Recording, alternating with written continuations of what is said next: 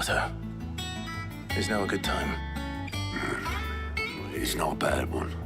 How's Jill doing? She's been better. Ty is making sure she gets the rest she needs. Good. Any word on Kupka's movements? Vivian's doing what she can to try and track him, but she's feeding on scraps.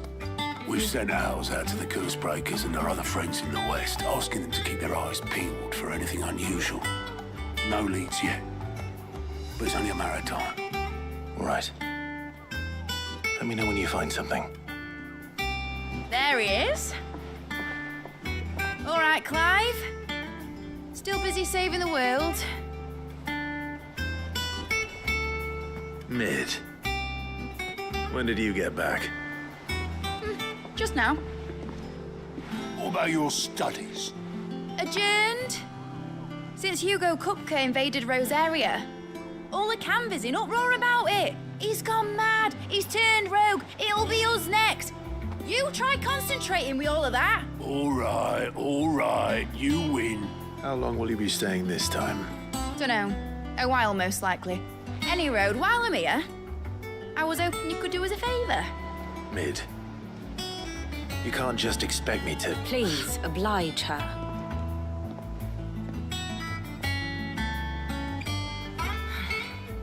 While we are busy tracking down Kupka, you should have a little time to spare. Professor! Now there's a face I haven't seen in a while. Shouldn't you have it buried in a dusty old tome? I did, till a familiar trill pricked my ears. As ever, your exuberance is a breath of fresh air, which successfully scattered the painstakingly assembled fragments of my thoughts. I'll take that as a compliment.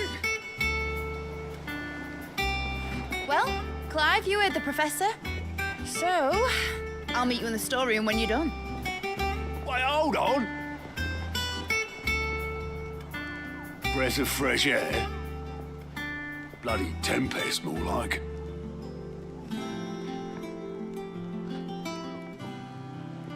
Oi, Otto, you got my gill? Huh? What are you on about? My fee for bringing Mid across. She said you were paying. That little... The storeroom, was it? I wonder what Mid's plotting.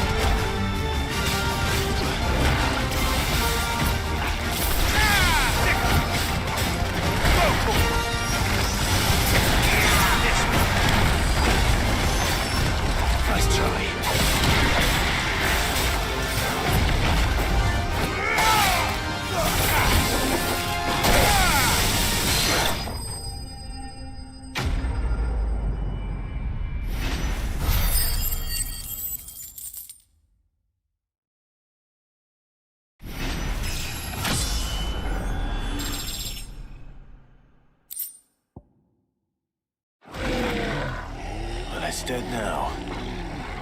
Whatever it was.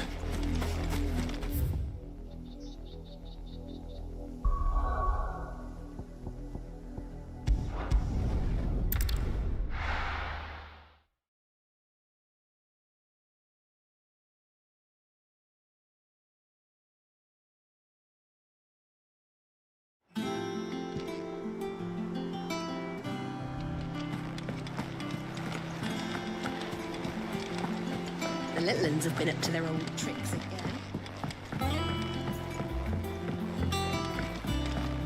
Come on. On our toad coffer.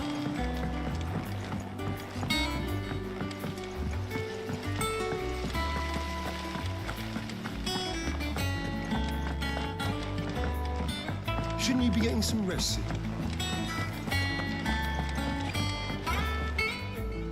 You took your time. I'm a busy man, Mid. I'll get to the point then. I want to turn the room down there into a workshop like the one I had at Dad's place. Mid, you've only just come back. And I've been thinking about it for a while. Dad said I had a knack for engineering, told me everything he knew about it, then sent me off to Canva to learn everything he didn't. That was his dream for me, that one day I'd put my studies to use for the good of the cause. But I'm helping no one stuck at school. I've studied enough. It's time I put my knack to work. I know that I can help the people here, and I want to do it. Well, well, well. If Sid could see you now. All right? I'll tell Otto you'll be staying. I knew you'd say yes. Which is why I wrote up a list of jobs for you. For me? Who else? What do you want me to do? First things first, I need equipment and materials to start making my own. There's the designs for the stuff I need and the stuff it needs smithing from. The other materials I can work myself. Just need a generous benefactor to lay them on for me.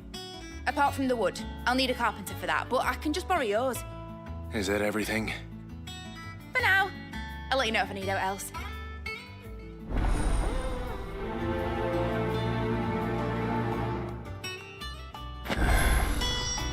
Where to start? Materials and tools. That means Karen and Blackthorn. Sid's gonna chop off Kupka's head this time.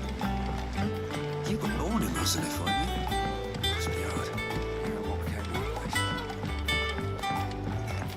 How's it coming along? Nearly there. Just need to get these last boards.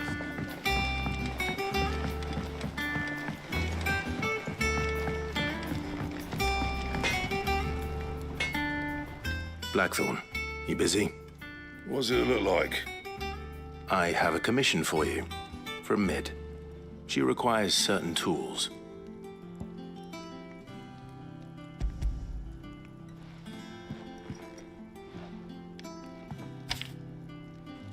Do you think you can make them?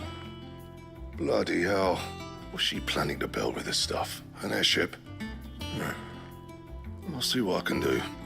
Till I'll bring them over when I'm done. If I ever am. My thanks.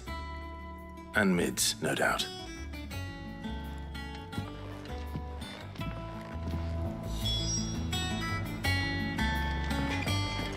It's all right.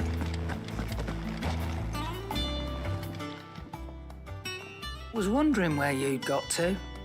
Mid's back from Canva. Have you seen her? Just now. She's planning to set up a workshop in the stores and ask me to buy her some materials. Here's the list.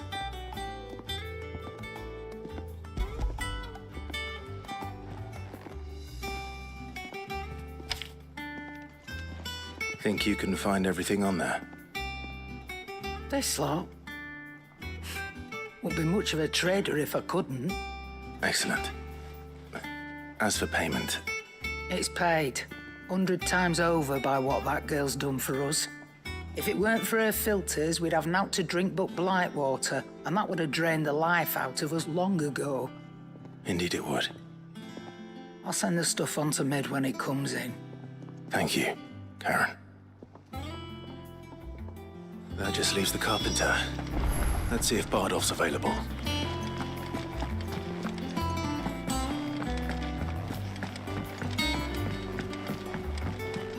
Jill looked white as a sheet.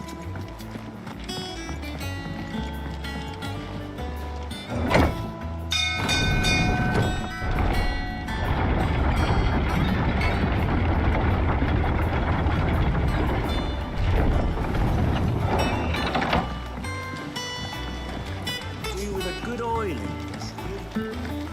Should be enough to keep us. How do, Master Sid? Bardolph. Mid's looking to build a workshop in the storeroom, and she needs the aid of a skilled carpenter. So naturally I thought of you. Well, I'd love to help the young miss however I can. But I'm afraid I got my hands full just keeping this place afloat. There's holes need patching, and if I don't patch them, we'll all of us sink into the mere. I'd gladly spare Mid all the time I have, but the sad truth is, I ain't got none. I see. It don't have to be me, though, does it? What about that other fella? You know, the one over at Martha's Rest. Bernard, was it? That's right. And he is a friend of the cause. I'll ask Martha if she can spare him. Thank you, Bardolph. Least I could do.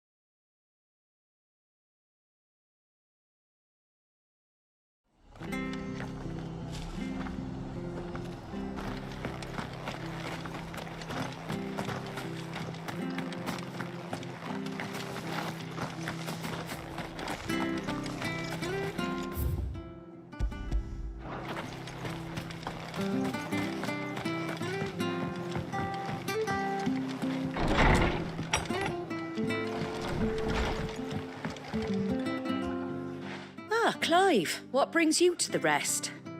Our home finds itself in need of an extra carpenter. I wondered if I might be able to borrow Bernard for a short while. I don't mind if he don't. We're all friends here, aren't we? Thank you, Martha. Do you know where I might find him? He went up to Cressida on business. No idea what, mind. Place is a ruin. Far as I know, he's still there. I'll look for him there then.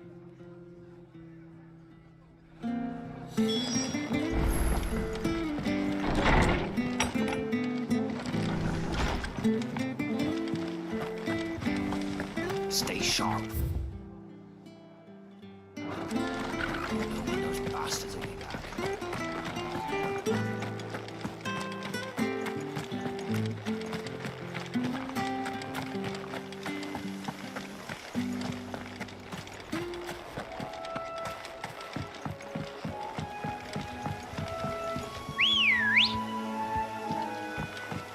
Come on.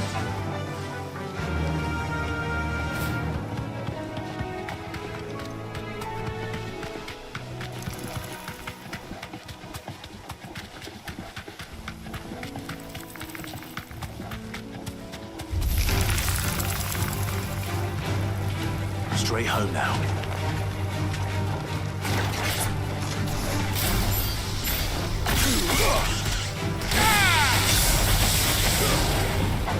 Over here!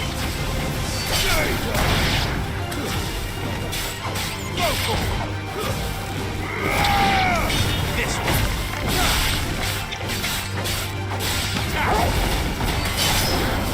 Over here!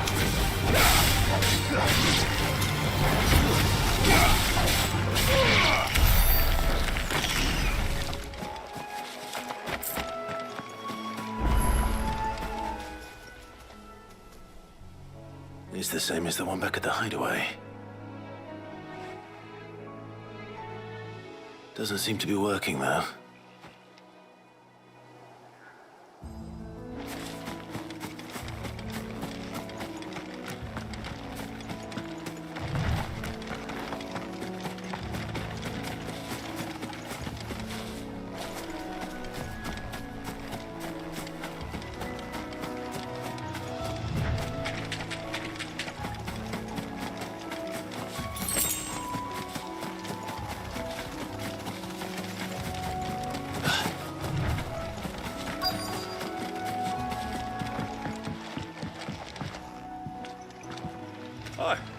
If it ain't the lad who saved my life.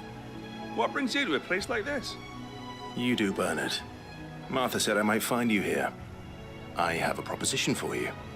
Oh, do you now?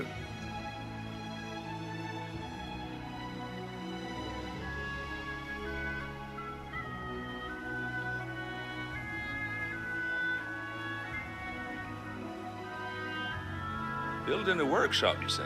Well, that beats tacking boards to bridges, sure enough. And if Martha didn't mind me being gone a while, then neither do I. You just tell me where you want me. That's the spirit. I couldn't ask a favor, though, could I? Before we go? Of course.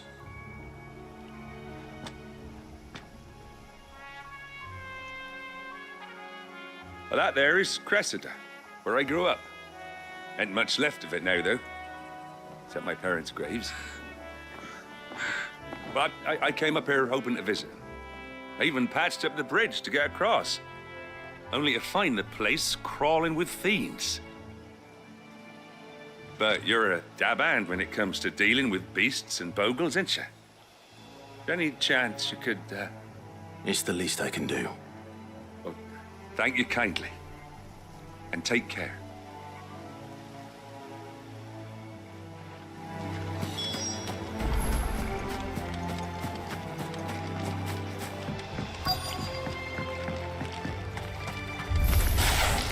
This shouldn't take long.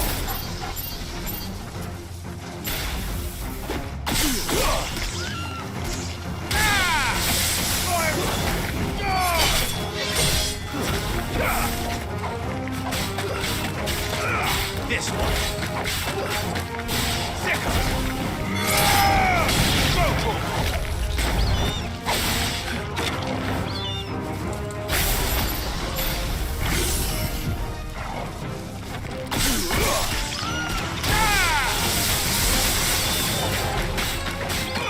Get him.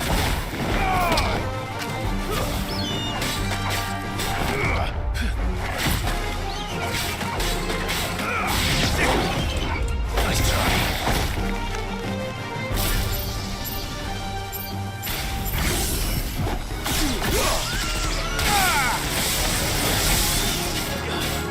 This one. Over here.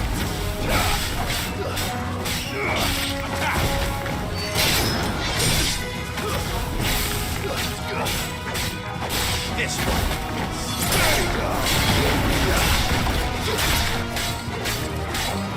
Get him.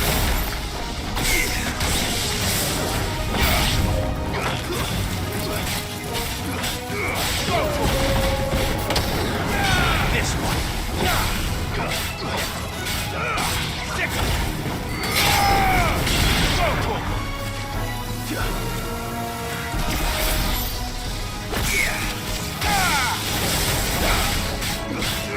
This one.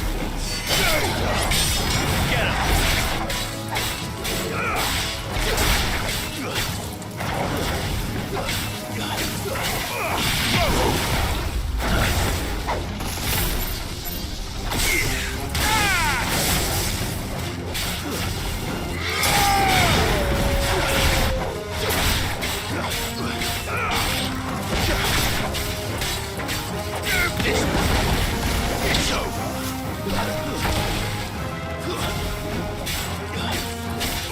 Get him.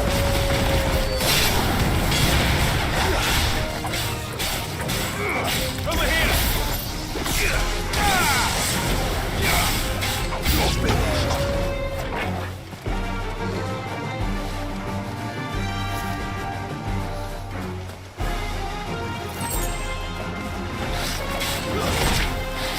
Too slow. Over here.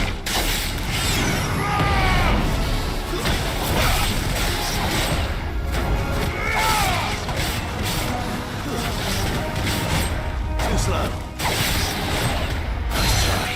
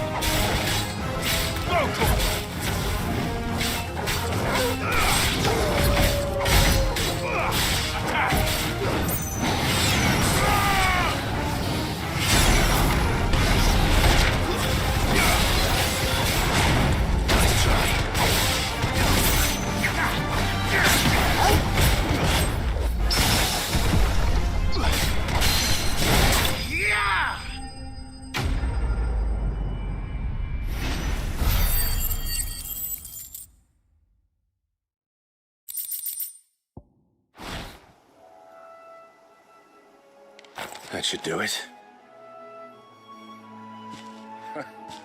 You made short work of that lot. Thank you, son. Now my folks can rest in peace once more. How long is it since the village was abandoned?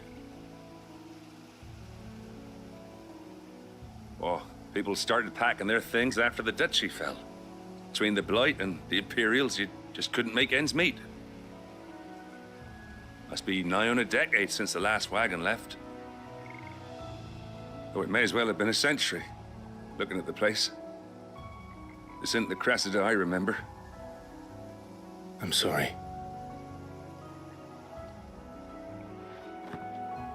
Ah, don't be. Can't live in the past, no matter how nice it might have been. Soon as I'm done saying a prayer for those that raised me, it's on to your hideaway. I'll meet you there.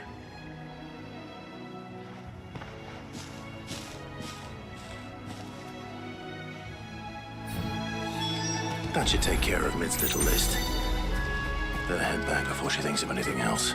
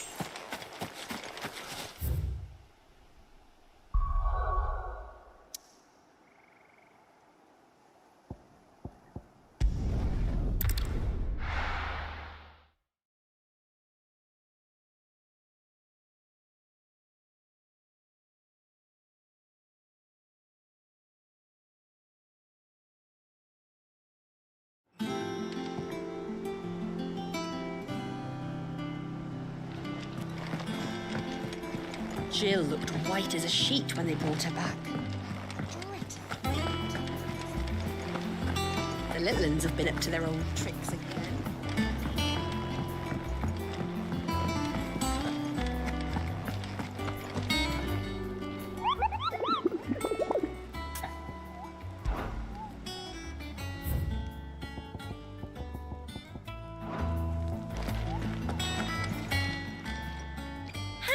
help you today, Clive? Come to claim your just desserts? You earned this. All done?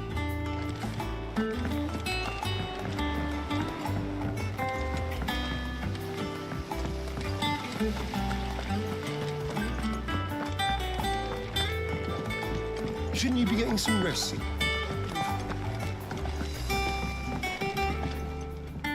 All right, Clive. You've all done then? I am. I've placed your various orders, and a carpenter by the name of Bernard is on his way from Martha's Rest. That's brilliant. Thanks, Clive. Is there anything else you need? Nope. Blackthorn and Lady Karen have already sent over everything I asked for, and I've got all my plans drawn up. So as soon as Bernard gets here, we can get to work. I can't wait.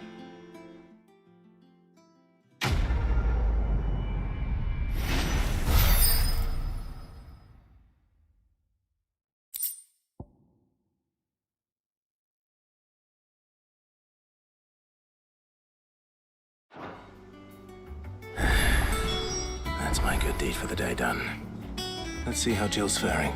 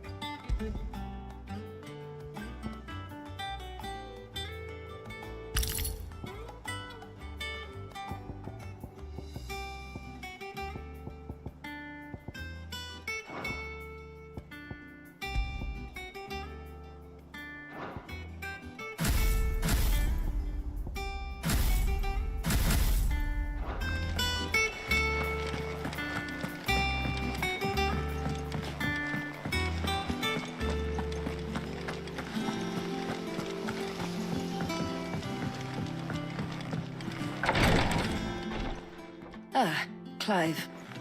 Talia, how's Jill? Recovering, but she still needs her rest. Of course. Take good care of her, won't you? I'll do my best. Oh, Gav was looking for you. He said he had something to show you in the shelves. The shelves. Oh, that's right. He went to ask Harpocrates about Torgor. He must have found something.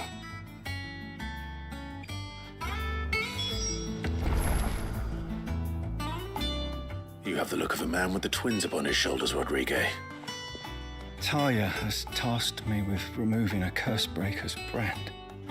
But it's my first time, and I don't think I can do it. I'm afraid of what happens if I fail. You survived, I know, but there as many die as recover. Is it really worth the risk? You don't need me to answer that. You know full well what we're fighting for. I hope as much as you that one day bearers can walk among others as equals.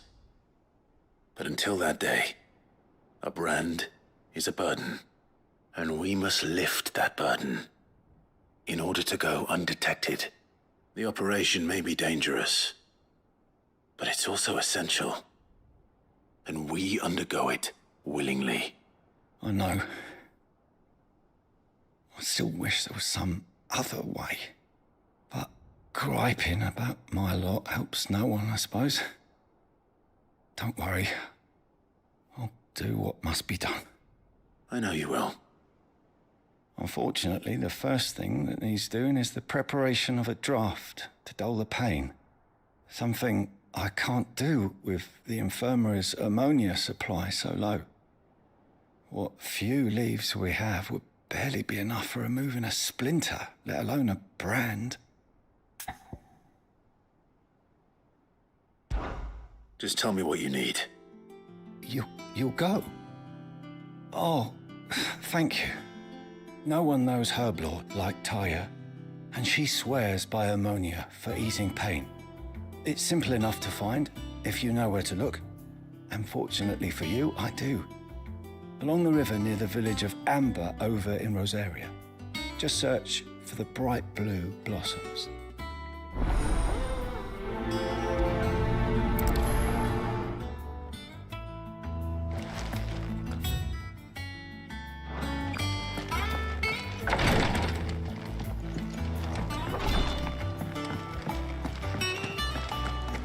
Here, what's everyone whispering about? Haven't you heard?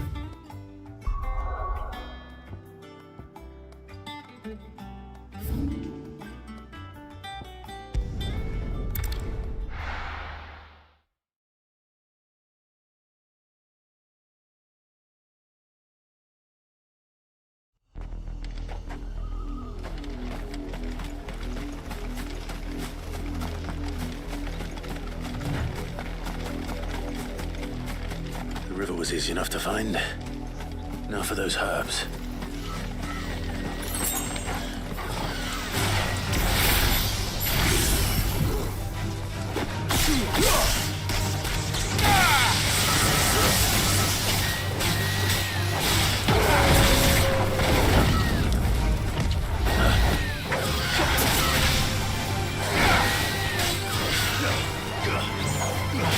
Nice try.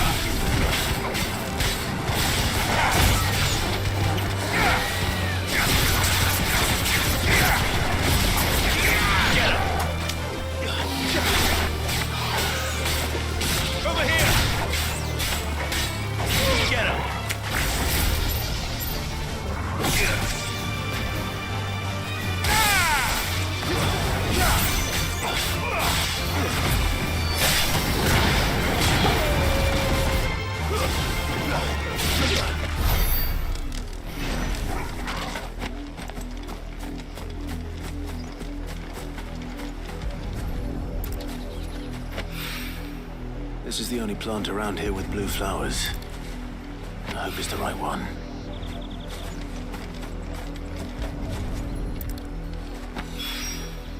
Should be enough to keep the infirmary stocked for a while. Hopefully this will put Rodriguez's mind at ease.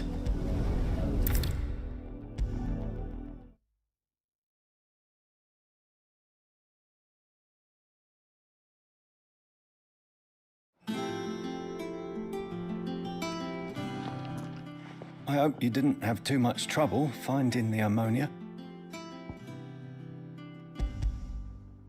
Only the usual. Oh, yes. This is it. And more than I was expecting. I dare say the patient won't feel a thing. That is, unless I... You'll do fine.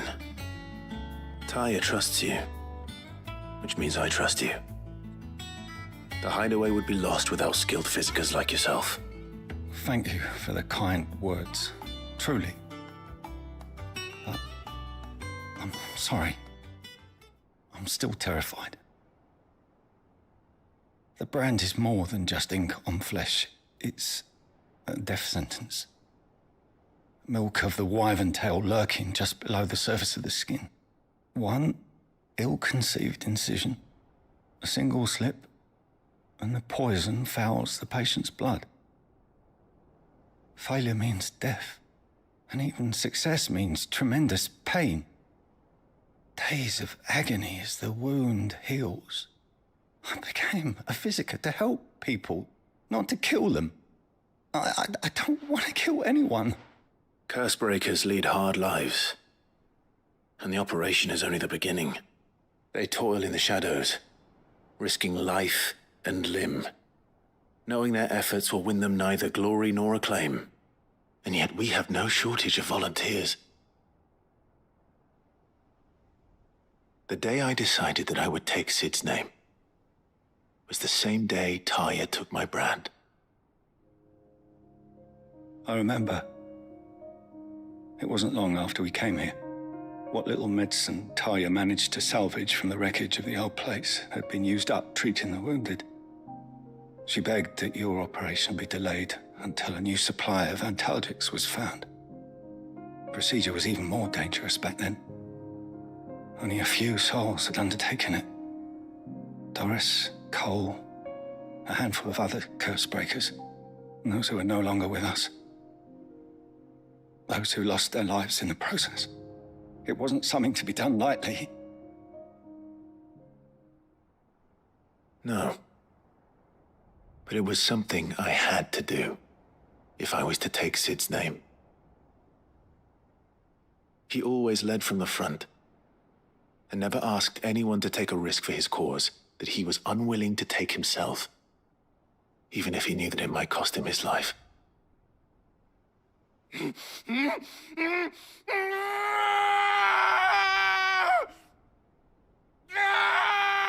Hold still, Clive! Hold still!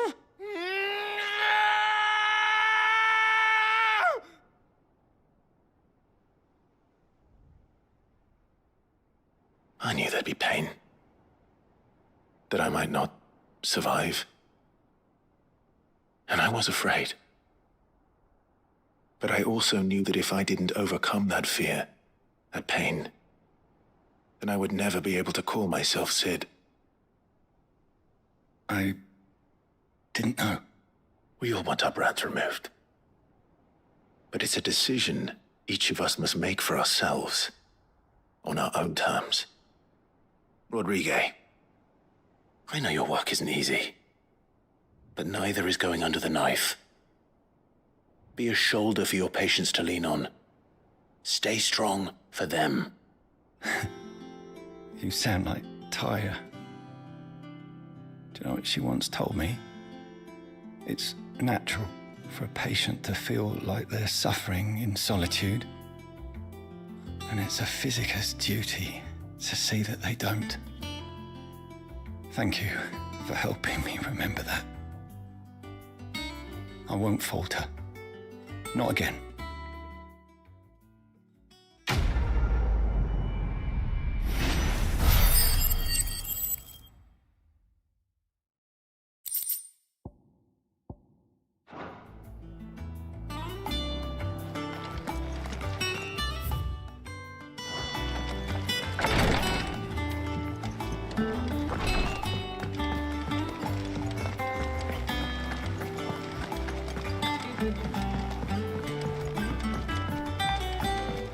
The Litlins have been up to their own tricks again.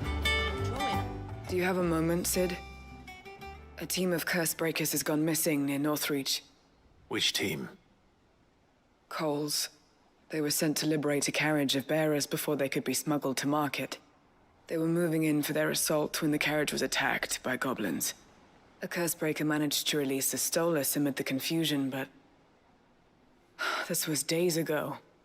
They should be back by now, but I've heard nothing from any of them. I can't help but worry that... They know the work is dangerous. But I'm sure they're fine. But what if I've got them all killed? Before they go out, I always remind them why we're doing this, what they escaped, and what we're freeing people from. But I never really thought how my words might affect them.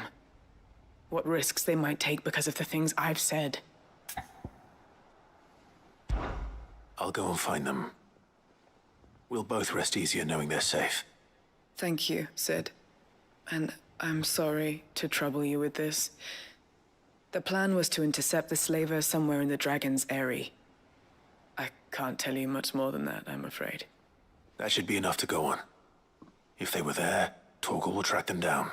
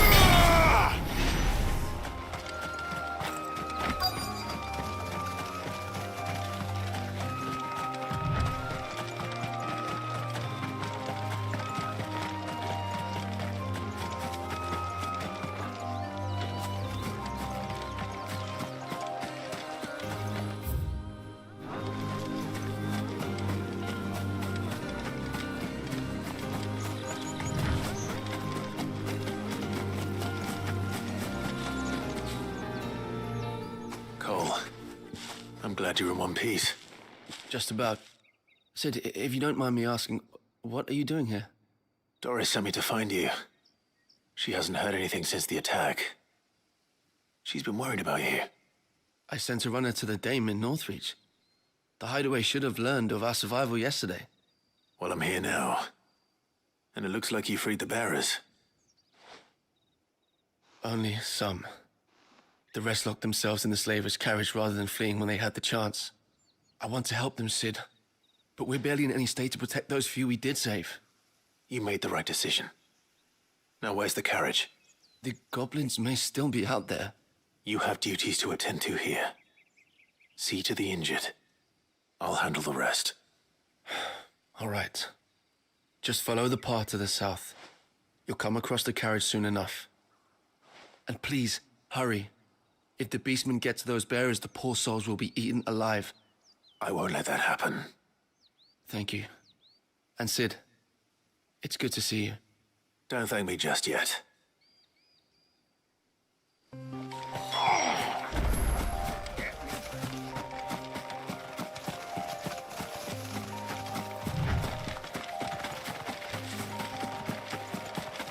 They're trying to get into the carriage.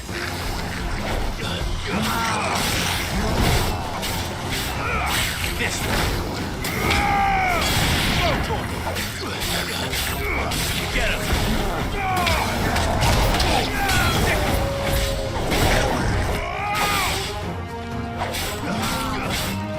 Over here! Stay down! Get him!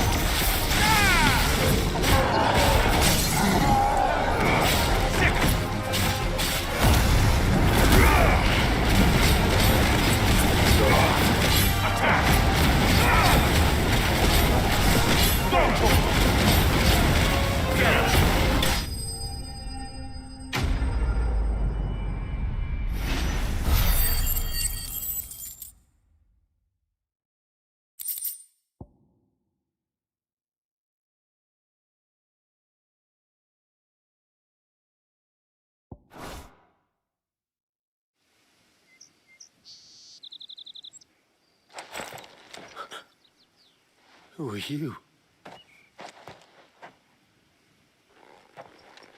A friend. Are there any more survivors? Why didn't you flee with the others? If the goblins had made it through that door, you wouldn't have stood a chance. Why should we run? One miserable death's no worse than another. Perhaps. But we're here to give you another choice. Freedom, safety, the life you've been denied. Come with us.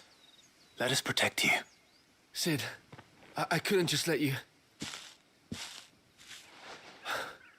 You weren't too late then. Thank the gods. This man risked his life to save yours. To give you a second chance. Fine. Do with us what you will. What we'll do with you is take you to safety. After that, it's up to you. Your lives are your own now. You can leave the rest to us, Sid. We'll get everyone back to the hideaway. Thank you. I'll let Doris know we're expecting new arrivals.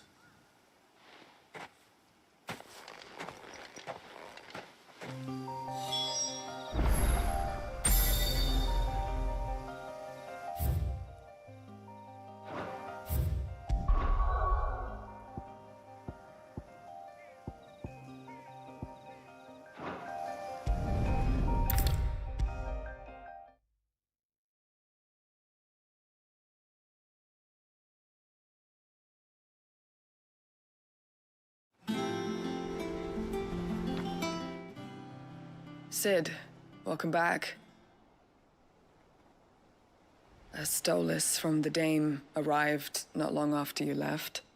If I'd just waited a little longer, I might have been able to deal with things myself. Or maybe I wouldn't. I keep making the wrong decisions. Cole and the others got home safely. You made exactly the right decision. No, I was lucky. I've been tracking that slaver for months, and then I sent Cole and you after them, woefully unprepared. What kind of leader sends people into danger without considering all the risks? I should have urged greater caution, told Cole to be wary, to pull back at the first sign of trouble.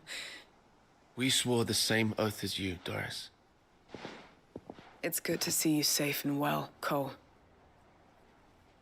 I'm sorry. With all due respect, we Cursebreakers don't risk our lives because you commanded of us.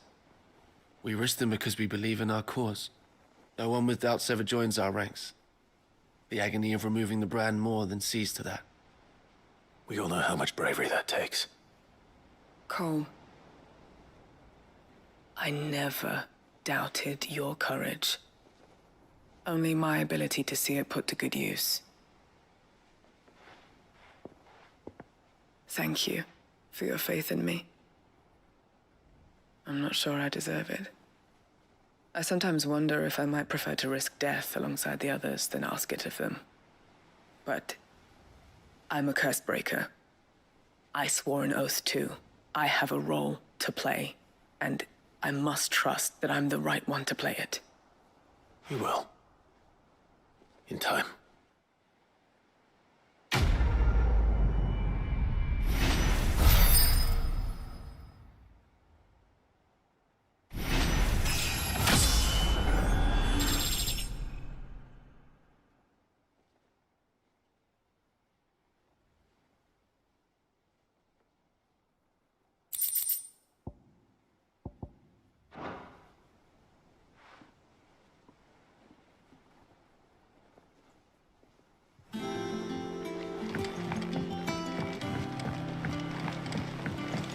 The little ones have been up to their old tricks again. Jill looked white as a sheet.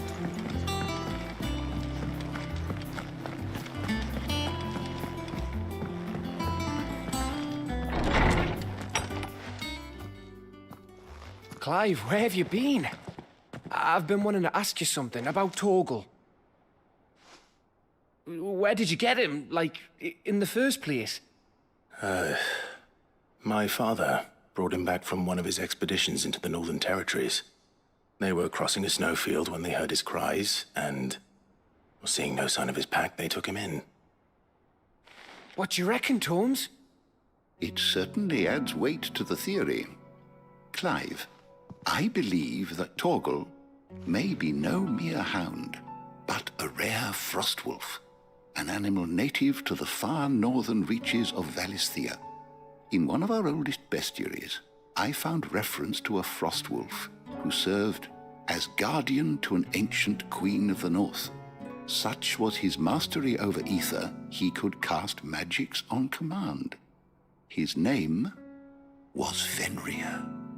Fenrir the Frostwolf. Now, the annals do not state it explicitly, but I have reason to believe this queen was a dominant of Shiva, a girl from the Northern Territories and her faithful hound. One awakens as the dominant of Shiva, and the other... You're saying that Jill granted Torgal his powers? What? Just like Fenrir. People called him my hound, but Torgal and Jill were inseparable. He grew up as a faithful companion to the dominant of Shiva, and years later, his powers awakened. Just when his master needed him the most. You're right. If it weren't for Torgal blasting those bastards to Kingdom Come, Jill would have been for it. Quite. Though Torgal's power is his own, his latent birthright as a Frostwolf, it had only to be unlocked. Oh, get you, Torgal! You're an even finer hound than we thought. And regarding your original concern, you need not fear for Torgal's health. Why, the beast has the appetite of a behemoth. Just this very morn, I found him with his nose buried in my nuts. There you are! I've been looking everywhere for you. Bernard's here. I need you to introduce us so we can get to work. I shan't be a moment.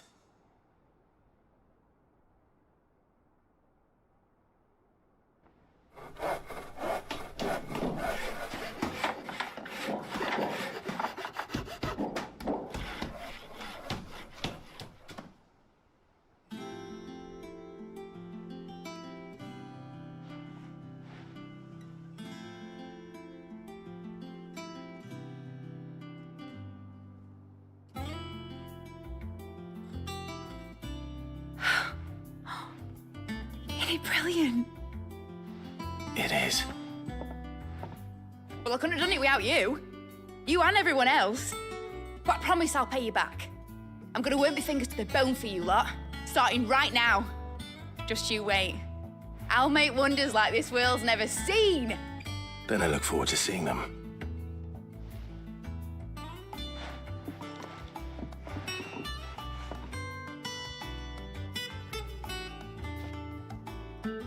Now that that's settled, I wonder if Vivian's made any progress tracking down Kupka. Thanks for letting me do this, Clive. I'll pay you back, I promise. I wish Miss Midador would let us help her with her dungeoneering. I wonder what she's going to dungeoneer next.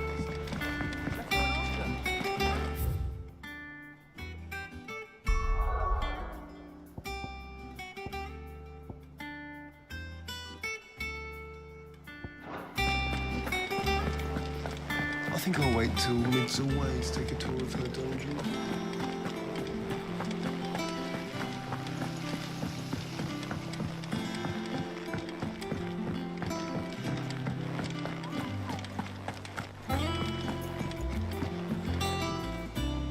How goes the hunt for Kupka?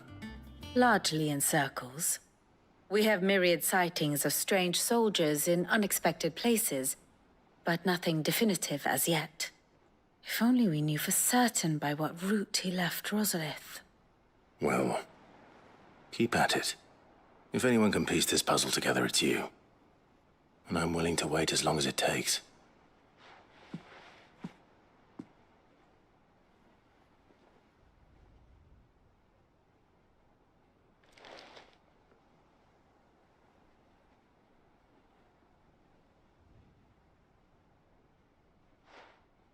What? Here? Would that be a problem? Do you know, Clive? I believe it a mercy that you didn't inherit your father's throne. Your poor people would surely live in fear of you. You have nothing to worry about on that front. I won't be claiming his crown. That is a relief. Clive, have you got a minute? We, have a guest. A guest?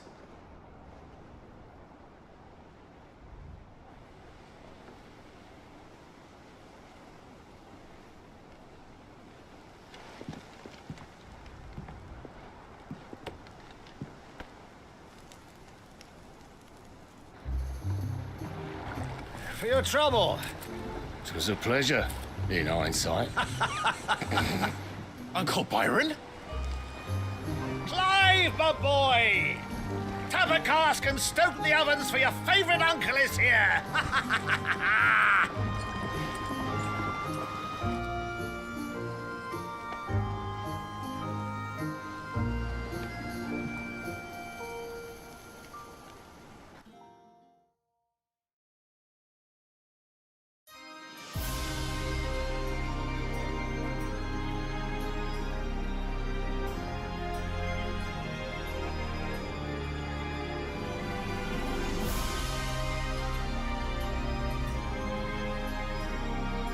The Dalmekian government sues for peace. How shall we respond? If they're willing to accept their fault in the matter, I see no reason to refuse them. Still, we must insist on substantial reparations. The Twinside stores are not as bottomless as reported. Aye, and we have many more mouths to feed. We shall just have to have the Dalmeks empty their treasuries for us.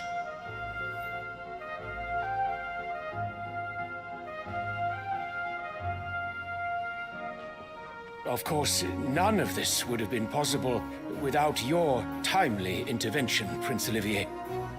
Indeed, I doubt any of us would have had the courage to trade words with the mighty Titan, nor less the wit to win him over. The Empire owes you a great debt. May the blessing of the crystals go with you, Your Highness. May the blessing of the crystals go with you. Very good.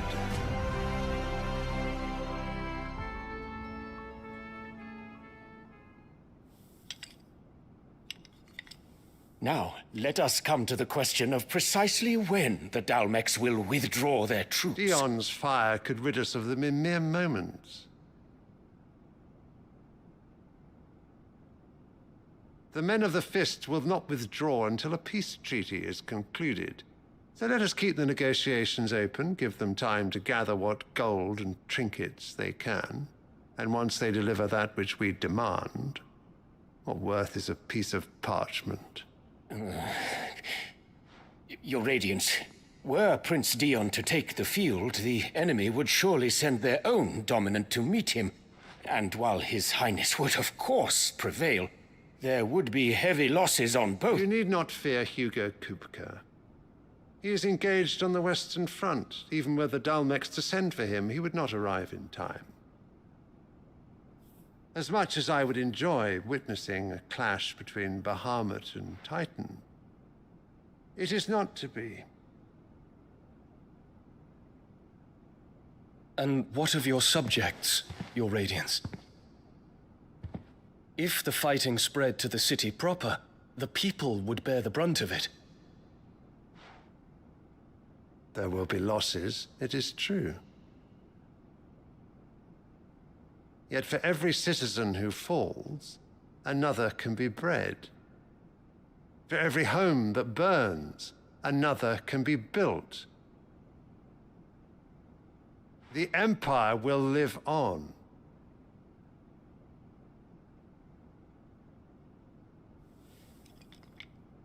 Dion? Yes, sire.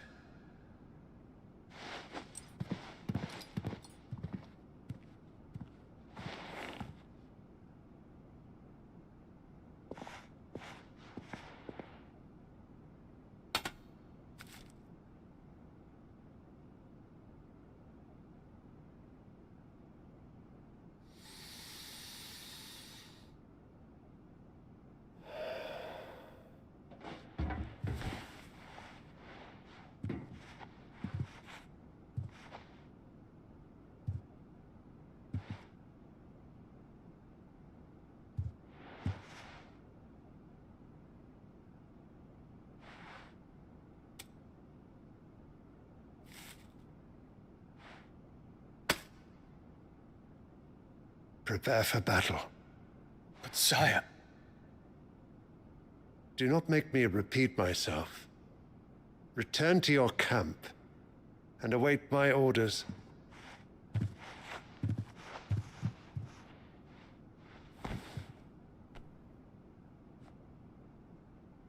If that is your wish, Your Radiance, I shall depart at once.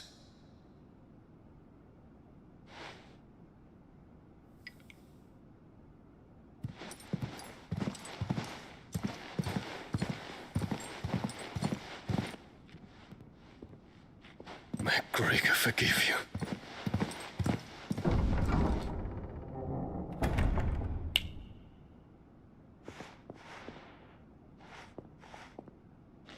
What do the astrologers augur? The stars are in agreement, Your Radiance. The shadow of treachery hangs over Prince Dion.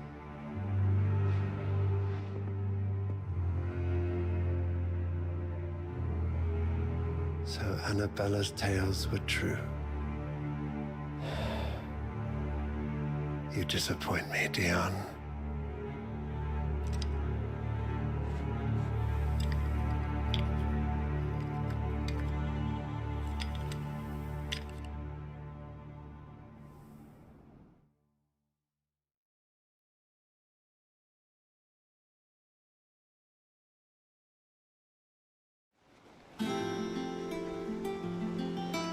What on earth is Uncle Byron doing here? Only one way to find out.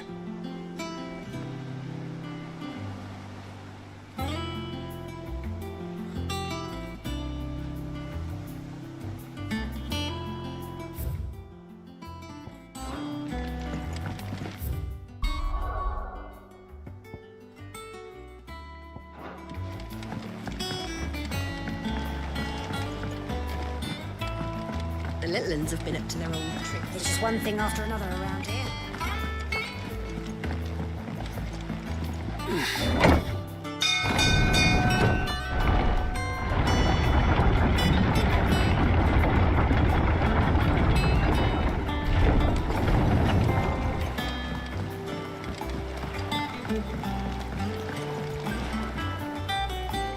Ah, my dear nephew, how I've missed you. How did you find this place, Uncle? Through the good offices of young Sir Wade. He really is the most helpful fellow. As are you, I hear. The Guardians and those they freed tell the most outlandish tales of your heroics in Rosalith. Which is why I came, to learn the full truth of the matter. Sort the fact from the fiction, so to speak. You were working with the Guardians of the Flame to evacuate the people of Rosalith to Port Isolde. I was, aye. Then I have questions for you. Please, come inside, Uncle. Gladly. You there? There are 2,000 gold talents in those chests. See that they're added to my nephew's coffers, would you? 2,000?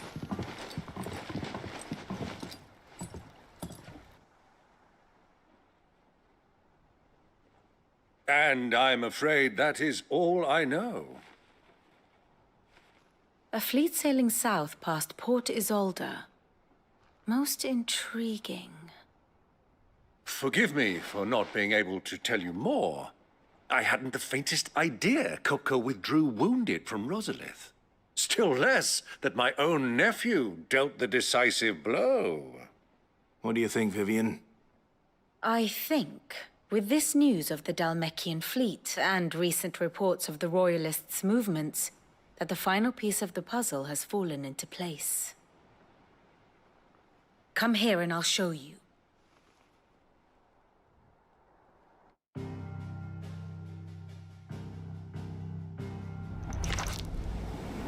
It is known that Kupka's forces entered Rosaria via its unguarded coast. So can the same be said of your visitors from Waloed? Certainly, her Royal Navy is famed for the efficiency with which it bears her knights from one battlefield to the next. And in the Ein Herjar, or Black Galleon, she boasts a vessel nigh as swift, and every bit as feared as the kingdom's legendary cavalry.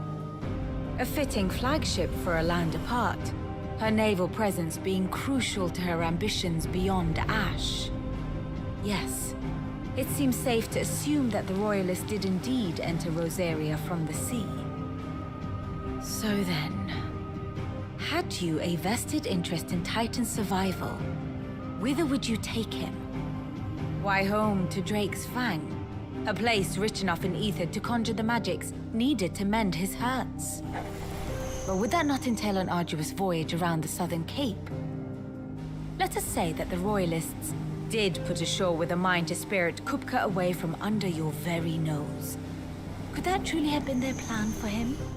To load him aboard one of the ships flying Republican colors sighted off the coast near Port Isolde? To spend weeks at sea, being tossed hither and yon by unforgiving waves, his life hanging in the balance? No. The journey would mean Titan's death, and Kupka's faithful creatures would not allow it.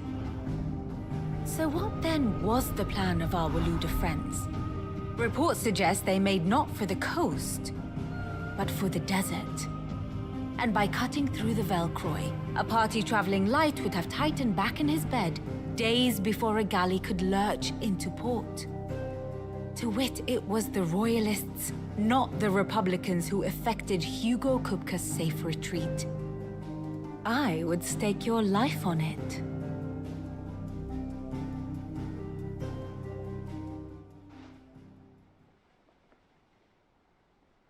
So it was the Waludas who spirited the wretch away.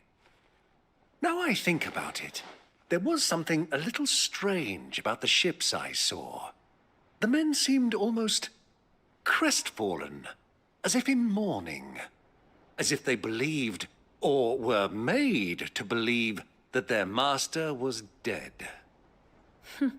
You have a keen mind, Lord Rosfield. And you have your answer. To find Kupka, you have merely to follow the Royalist trail across the Velcroy. It may well have gone cold by now, but as they say in the Republic, all roads lead to Drake's Fang. Allow me to accompany you part of the way. As luck would have it, I had intended to journey Canberward on business after visiting you here. The Fang would be but a short detour. I'd be glad of the company. Give me a moment to make ready. I need to tell my friends what we've learned, and where we're going. Very well, but be quick about it, my boy. Time waits for no man.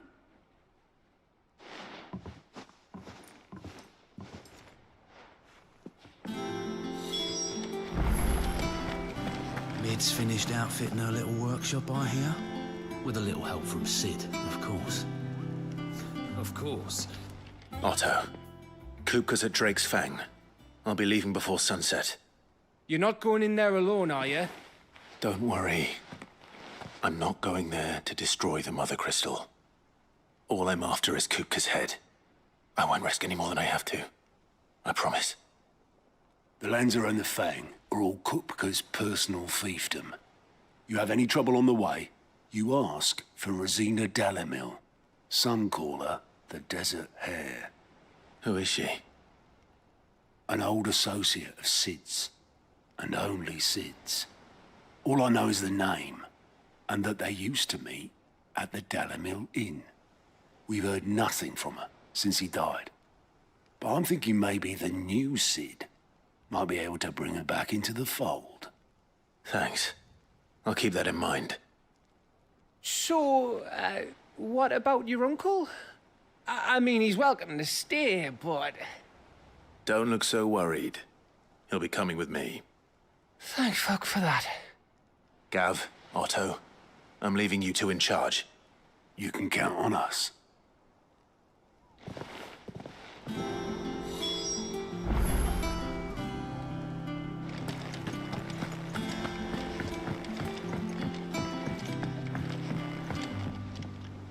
All right, Uncle.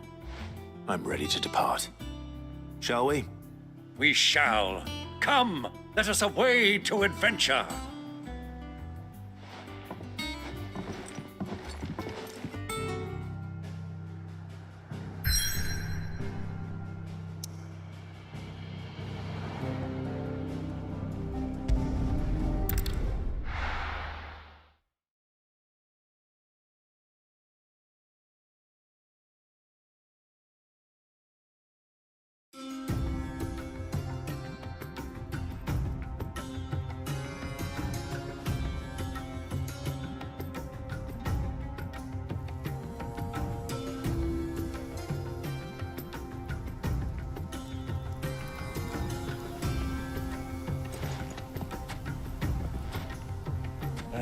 I was a young man when last I walked this path.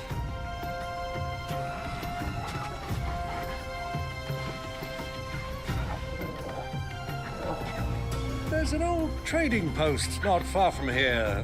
The road to Drake's Fang leads through it. The trading post it is.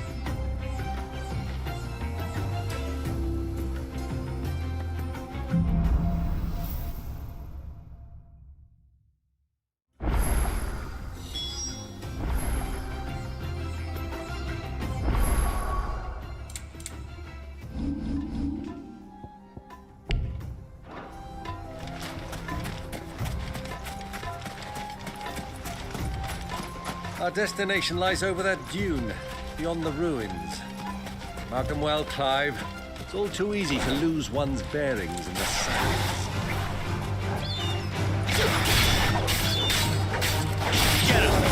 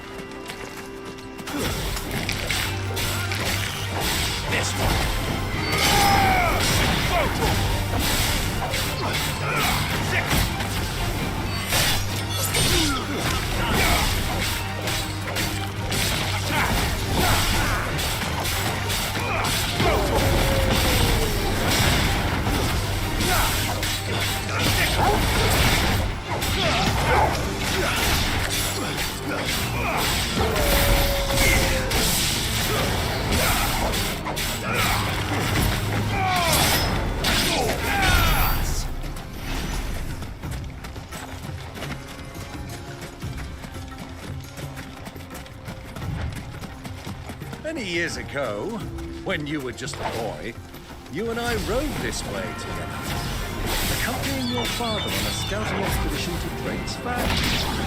You'll have to come with me. I'm not surprised you don't remember.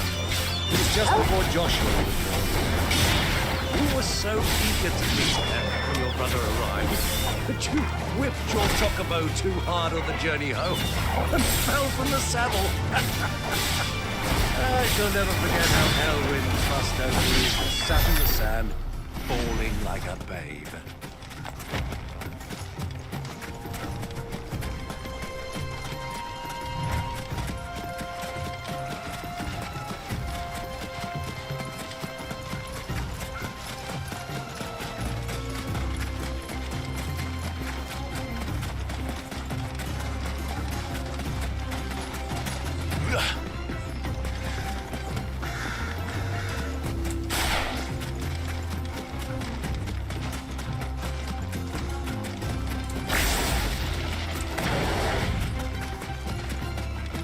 Soldiers were. So, Lord Cook has finally made his mind.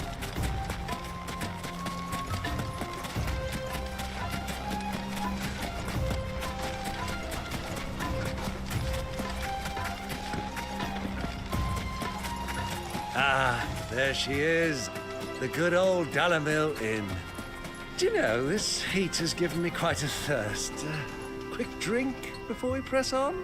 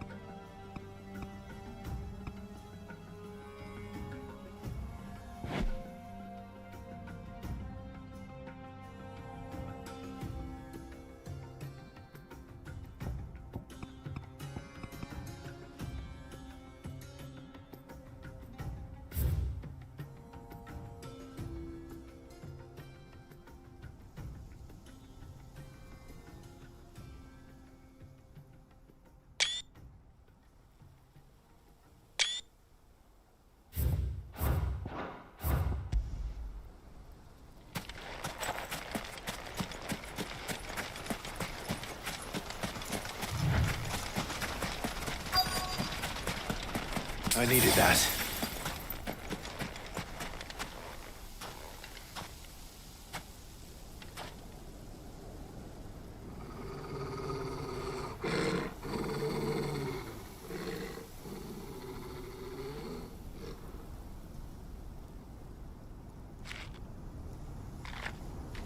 Look, there. Those are Ashen steeds. No doubt about it. And such a long ride from Stonehair. Our Waluda friends must be soothing their saddle sores in the inn. Shall we join them?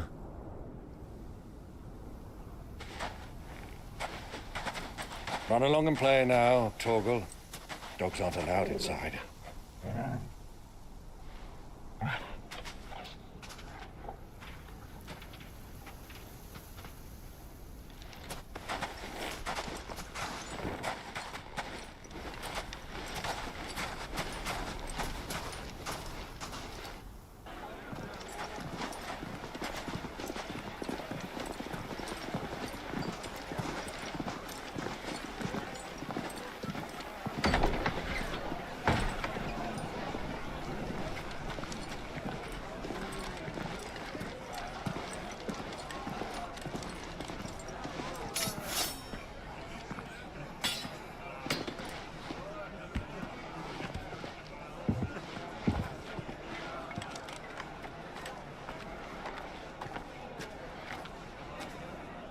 Good day to you. Eating?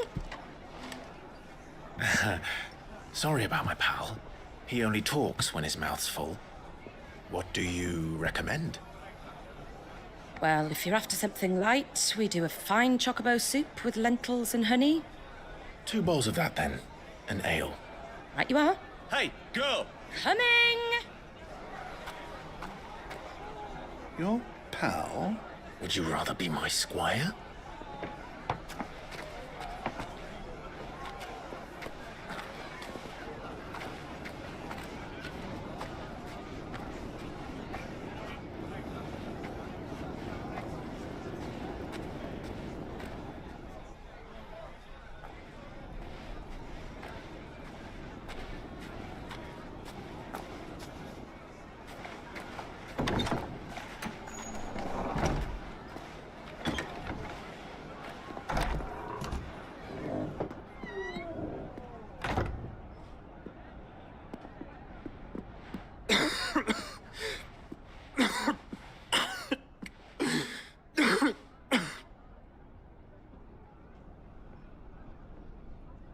Your Grace, it is plain you are not yet well enough to travel. If you would only let me take you to someone who can better attend to your ills. No, we must press on. Prince Dion has returned to his camp and will soon depart for the front. I must speak with him at all costs. Miss this chance and I may never get another. You do understand that? Yes, Your Grace. But you must at least agree to take your medicine. I'll fetch you some water.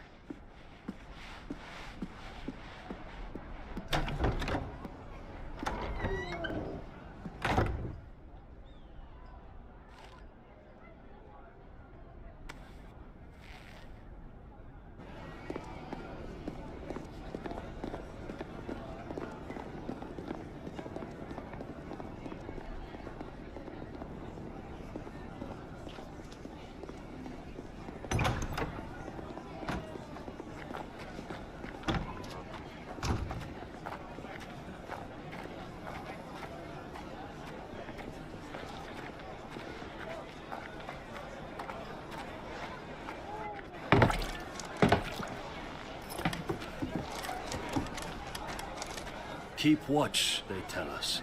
But all I see is sand. I hear they got our guest back to the Fang without any trouble. We'll be leaving soon enough. Why the Lord Commander dragged us all this way just to save that blockhead skin, I'll never know. Dominant or not, he's a bloody idiot. That'll be Cooker, then. Well, let's get this down us. We've a long way to go. Hey, you!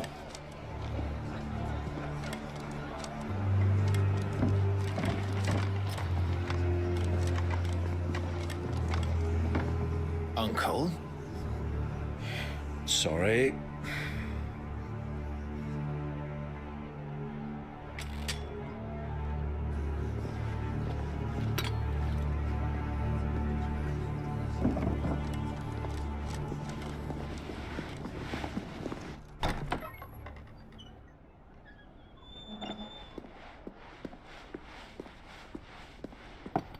Can you walk, Your Grace?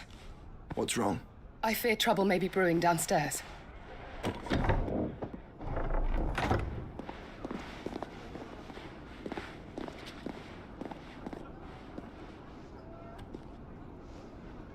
You two are travelers, are you not? Me and my companions are strangers here. Perhaps you'd be good enough to accompany us a while. Help us find our way. Sorry, lads, but we've got business in camera that can't wait. Ah, I'm sure you could spare us an hour or two. Come on. Friend.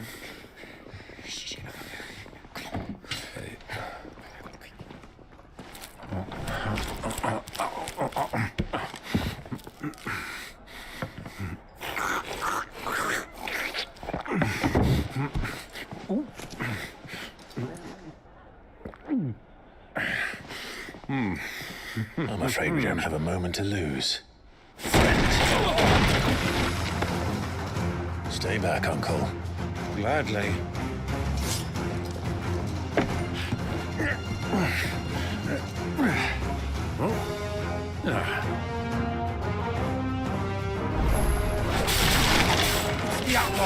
Take it! Try it.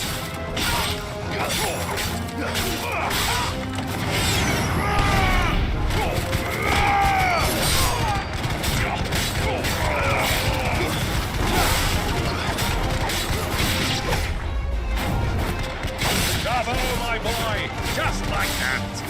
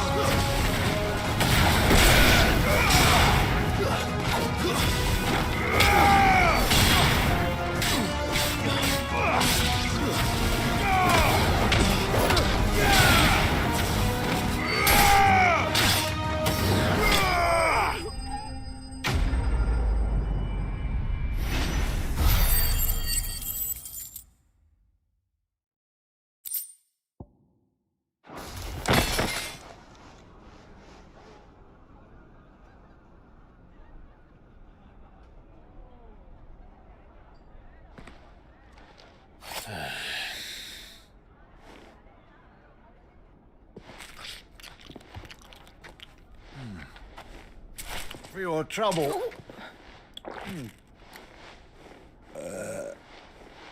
Word of advice, miss. That soup could do with a touch more salt.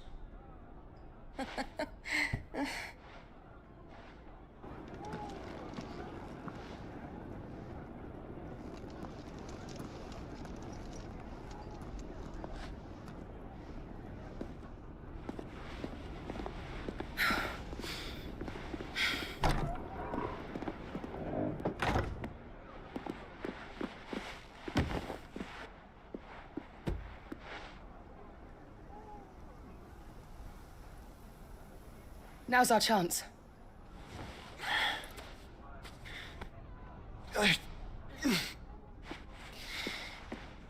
Your Grace? I'm fine.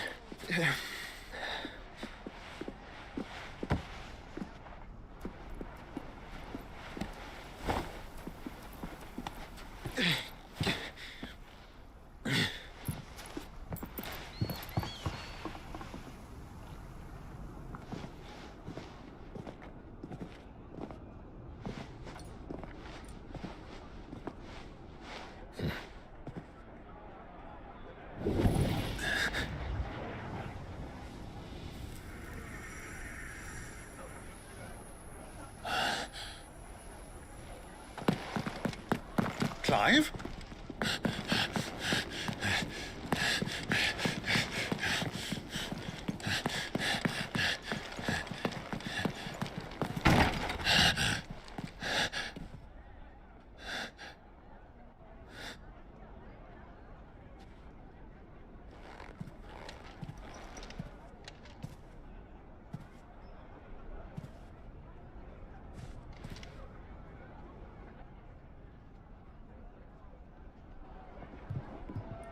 What is it now?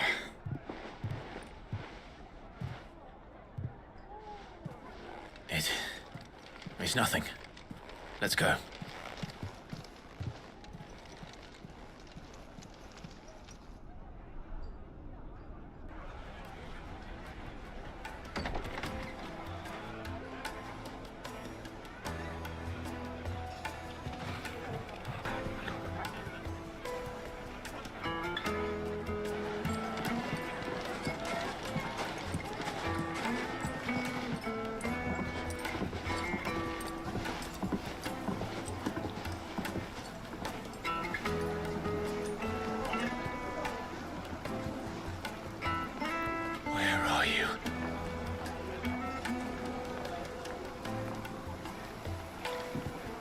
Well, we didn't know where to find Kupka before. We do now. The Royalists said it themselves. Their guest is in the Fang. We should press on before any more of their friends turn up.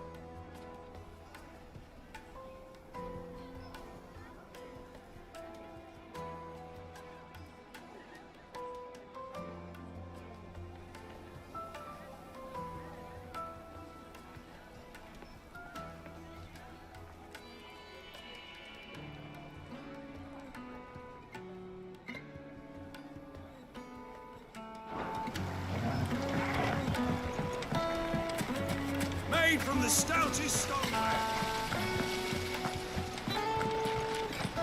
Look, Father. Hot water.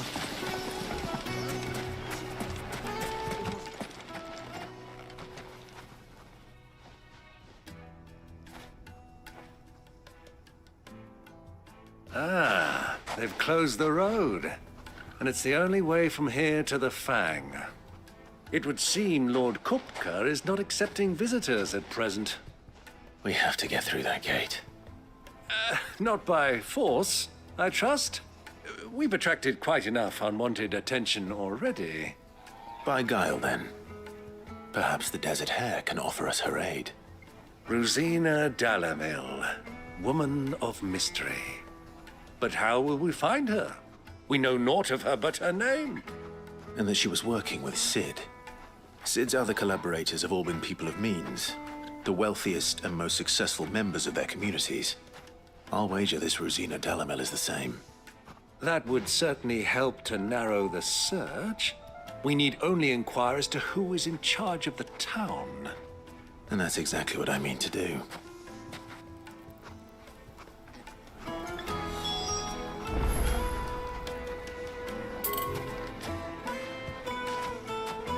Looks like we won't be getting back to Drake's Fang anytime soon.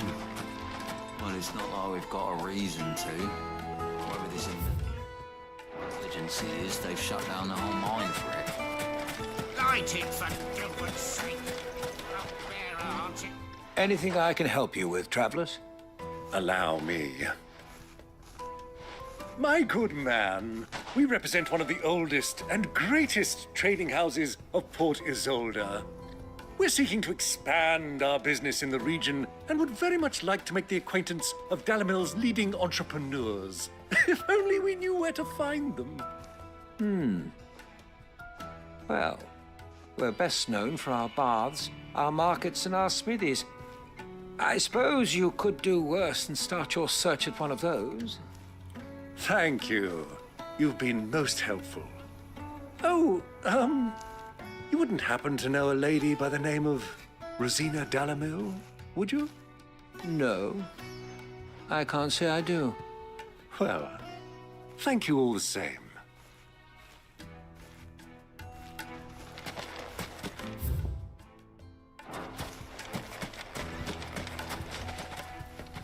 What do you want? Can't you see I'm busy? I won't keep you long. I'm looking for someone. A woman by the name of Rosina Dalamil. Do you know her? Never heard of her. Is that all? One more question.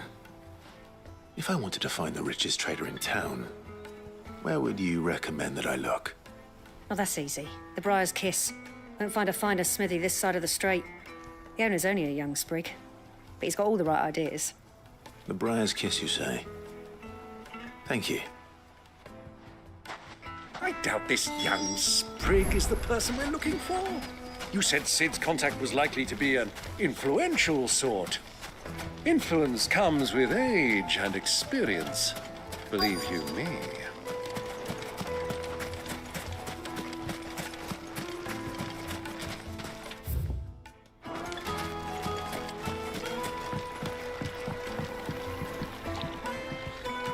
Can I help you? Yes, I'm looking for a woman by the name of Rosina Dalamil. A long-standing pillar of your community, I believe, from old trading stock. Then you should ask Ferda. He's been here for years. Knows the place and its people like the back of his hand. And he's in with all the old merchant families. Try the baths. That's where you'll usually find him. Thank you kindly. Well, it sounds like we have our man. Perhaps. Let's go and find out exactly what this Ferda knows. Hanging lanterns, keep... Excuse me. Are you Ferda? I am. Can I help you, travelers? I hope so. You've lived here for some time, is that correct? Do you know Rosina Dalamil? We believe she may be a trader of some renown. And what business do you have with the Desert Hare? She was a close friend of mine. I was hoping she might be able to help me. Very well. Go to the bordello. I'll arrange an introduction.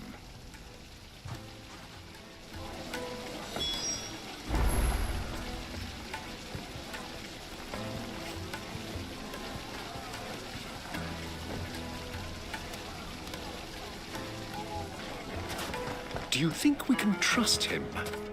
Only as far as I think. So you're the ones who've been sniffing around? I beg your pardon? Don't play the fool. Stick your nose in our business and you're likely to lose it.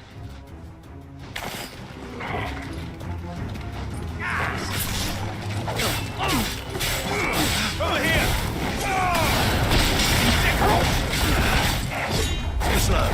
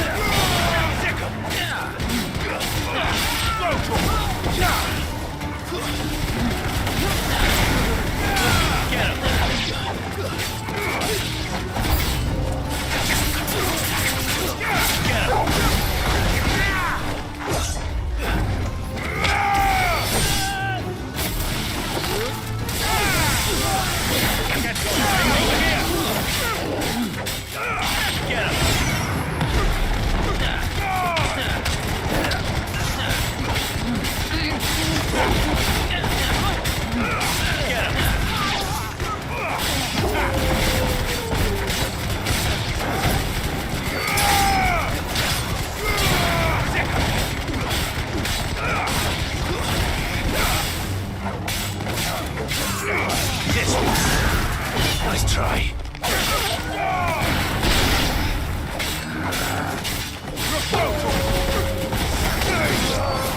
Get him.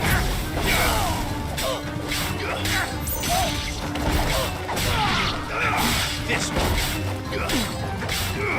Sick him.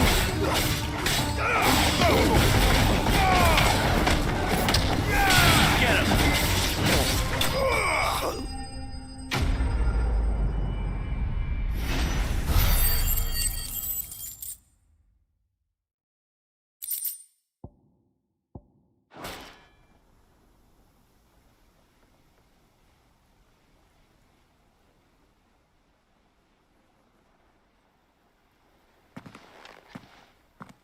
Who are you working for?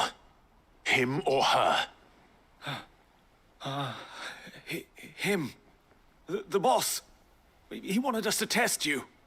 Though one could hardly call that a test. Lord Ferda? Look what the cat dragged in. Your skill with a blade is rare indeed, my lord. A fitting talent for an outlaw. You know who I am. So what now? Call in the Men of the Rock and collect the bounty? That isn't my decision to make. Our work is done. Take him to meet his precious Rosina. She will be interested to make his acquaintance. Yes, my lord. To the Lock of Leisure, then. To the Lock of Leisure.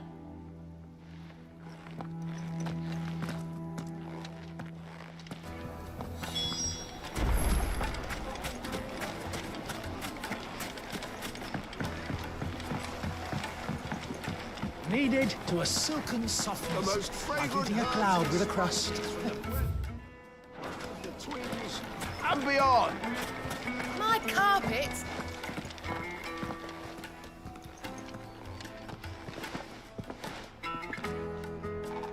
Is this the place? Boobor's Forge. The Briar's Kiss. Ah, so it was the young sprig after all. So much for Rosina Dalamil being a woman of experience. How wrong I was. It was an easy mistake to make, Uncle. After all, it must have been years since Sid last saw her. Sorry, him. Whoever this Lubor truly is, He's clearly a man of means. I'd say he deserves our respect. See that he gets it.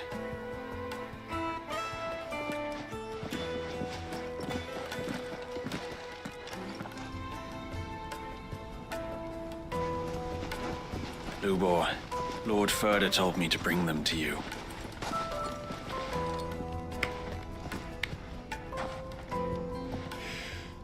My boys tell me you're in need of assistance.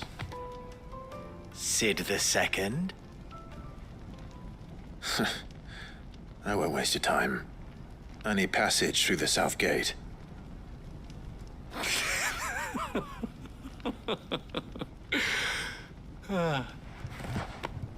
Tell me, what do you think is a merchant's most important commodity? Why, trust. Everyone knows that. Without it, you have nothing. And nothing is exactly what you have. And so, for you, I, too, have nothing. I'm not in the business of helping every lost puppy that wanders in off the street. I'm a busy man, as you can see. Let's leave this mummer to his farce. By all means. Find someone else to help you on your way. Just be sure to tell them you're not the two travelers from the inn the guards are looking for. Don't want them jumping to conclusions, do we? Why, you... So, what do we need to do to earn your trust?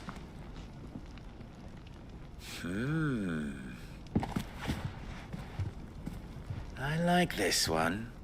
Willing to do whatever it takes to get what he wants. Ha! Men like you have a special place in my heart. Why, you ask? Because they get me what I want. Always. Fine. So what do you want? Don't tell me you're gonna listen to this swaggering scruff! We might as well hear him out. It's only natural that an ally of Sid's would seek assurances of strangers. Assuming he is an ally, of course. 5 years ago, he would have still been a boy. And yet even then I had more good sense than a man, 5 times my age? But enough of the pleasantries. We were speaking of what I want. I want you to put an end to the trouble in Dalamil. Return to me when you have done so, and you shall have my aid. Until then, I bid you good day. What trouble? If you're going to give us orders, be clear about them, damn you! Manners, Greybeard. One catches more damselflies with honey than with vinegar. What did you call me? My apologies. A word of advice in recompense. Follow the crystals. Oh, but that was 3. Oh, I'm making this too easy for you.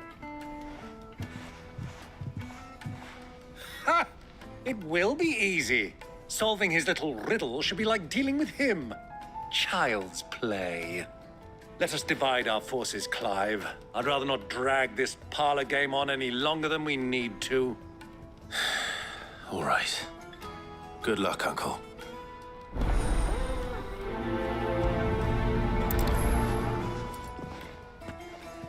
I thought we were the only ones causing trouble in Dalamil.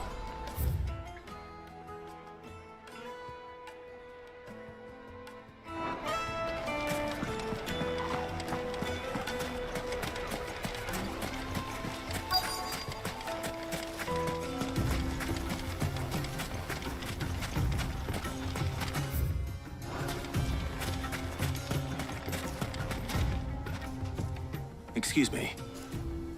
Is it true there's been trouble with crystals of late? You've heard, then? I've heard rumors. Damn thieves. Pilfering the crystals that were meant to fill our cups and light our stoves. Us common folk have hardly had a shard to share between us these last few moons. And it isn't as if we can buy them on the black market either. Whoever's taking them, they aren't sharing.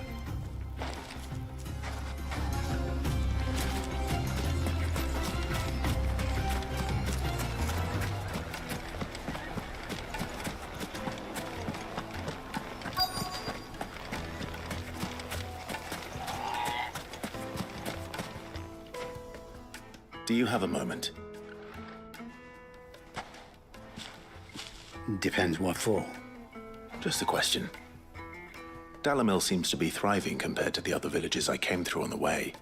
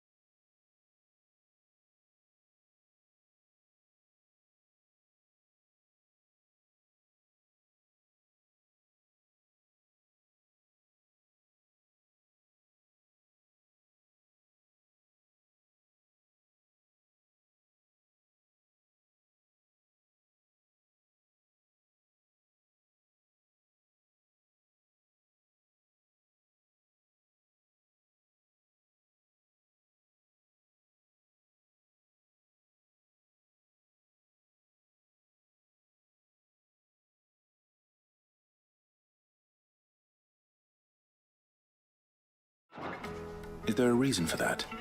Well, we're a stone's throw from Drake's Fang, for one.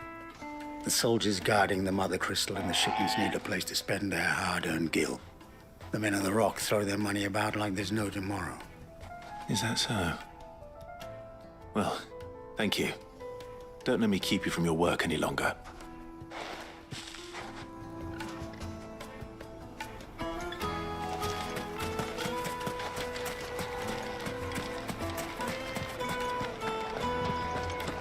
A deposit? The juiciest meat from greens-fed birds. One bite and you'll be begging for it. You wouldn't believe how much he gave me. What can I do for you, soldier? Need that sword polishing? I'm not a soldier. Ugh, then be off with you. I serve the men of the Rock and the men of the Rock only. You have an agreement with them? Don't be stupid. I just know which side my bread is buttered. Don't want to be stuck under some pauper when they come knocking, with pockets deeper than Zemeckis and an urge to empty them. No, just leave, will you? Before you scare them off. I think I'm starting to get an idea of what's been going on. I wonder if Uncle Byron's learned anything of use. He'll probably be back at the inn by now. It's have pride of place in...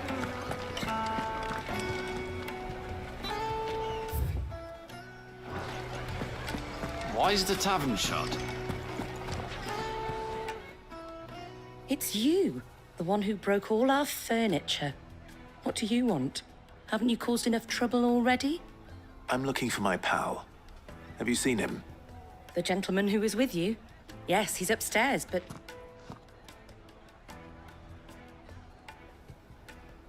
Thank you. I'll go and fetch him.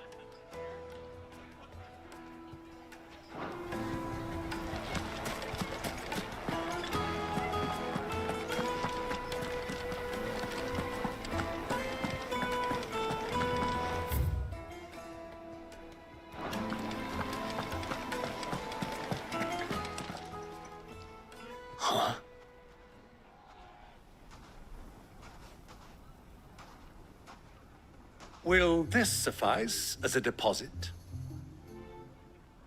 By the sands. That's a black pearl. One of the many treasures in my collection that I would be only too happy to part with, should you give me reason to do so. All right. I'm sure that we can come to an agreement, but not here. What are you doing, Uncle?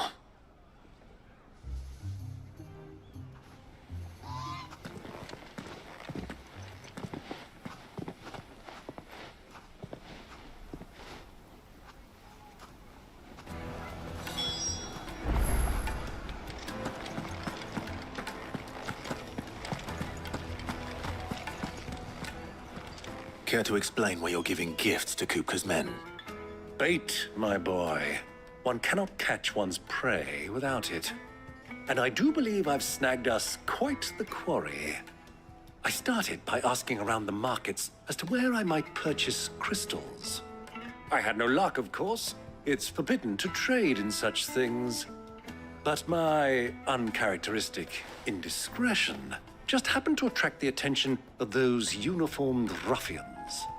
They took me aside and said they could procure the crystal I sought if I proved I could pay for it. So the pearl was your proof? I thought they'd ask for more. A second-rate specimen like that would only fetch 500,000 or so. A small price to pay for admittance to the underworld. But enough about my little act of subterfuge. What did you discover? That the supply of crystals has dried up of late. And some people seem to think they're being stolen. Meanwhile, members of Kupka's private guard have been spending money all over town. I'll wager those soldiers you've been talking to have been siphoning off crystals meant for elsewhere, and pocketing the profits.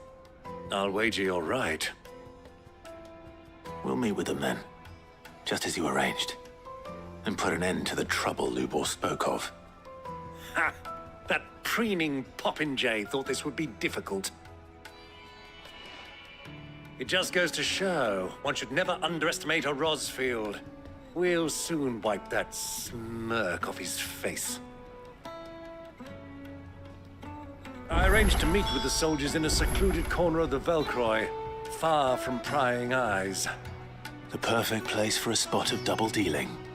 I trust I can count on your support if things turn sour. Of course.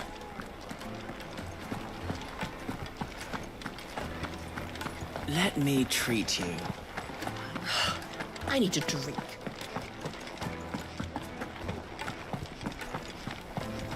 Fucking men of the wrong.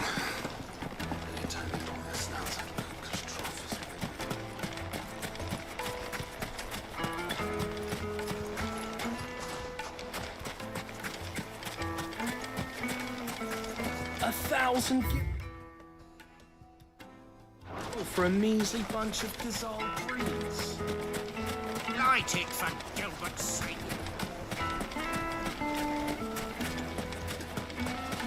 Just look at the plates and pots! Do you think they'll be back soon? I need a new dress. Light meat and dark. Fresh from the grill. The finest fabrics, fresh from the capital.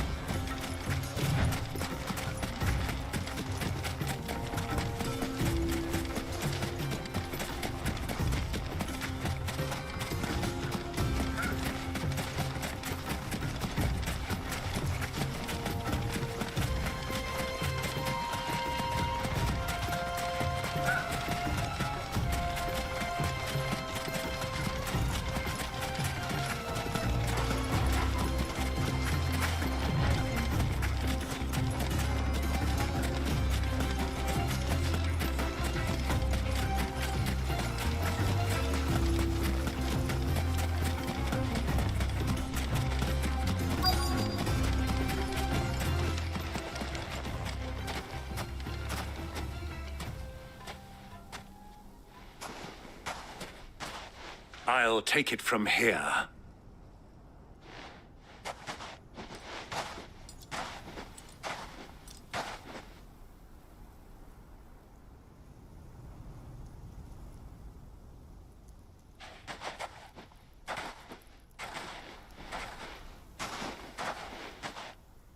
I was beginning to think you weren't coming, my lord. You've brought your contribution? All the silver and stones I could scrape together at such short notice? You brought the whole 500 talents. That was the price we agreed upon, yes? If you've no objections, I'd like to see the crystal. Of course. Right this way, my lord.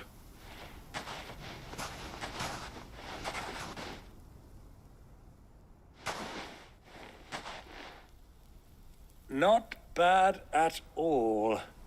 You weren't lying about the clarity. But what of security? If I were to be stopped on the road, what guarantee have I that it wouldn't be seized as property of the Republic? Because these crystals are no longer the property of the Republic. You're not buying from us. You're buying from them. And we have no more jurisdiction here than you, my lord. But we have ships, and will gladly deliver to a port of your choosing, now that our price has been met.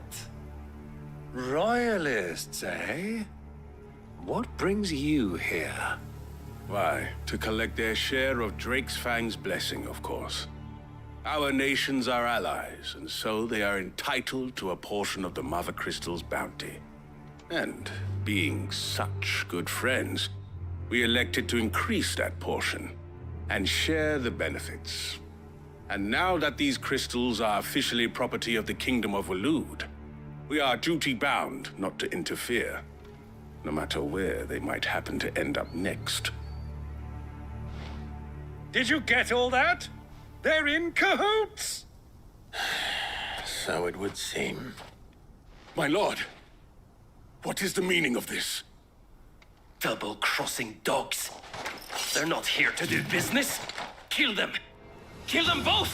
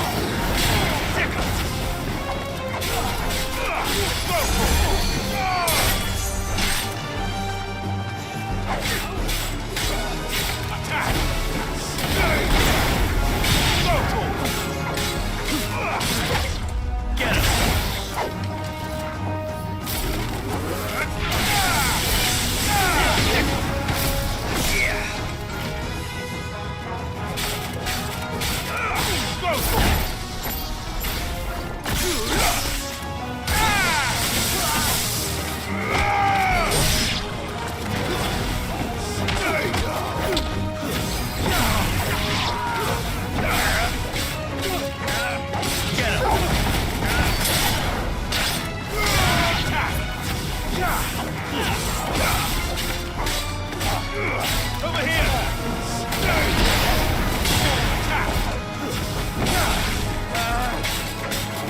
Over here!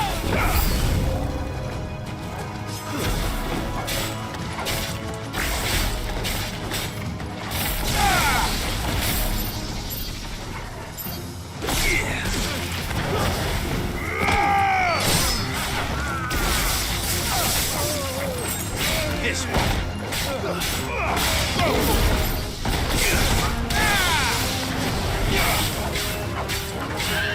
Get him.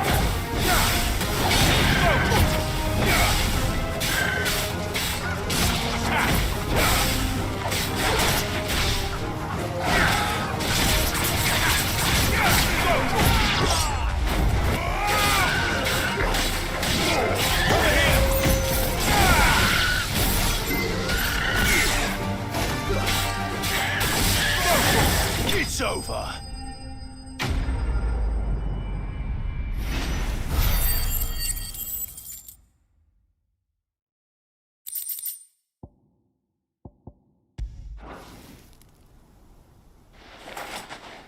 Well, that wasn't too bad.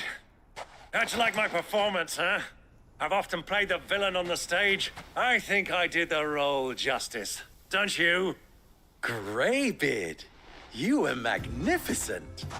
The battle scene was particularly thrilling. Such a shame you didn't have more of an audience, but perhaps that's for the best.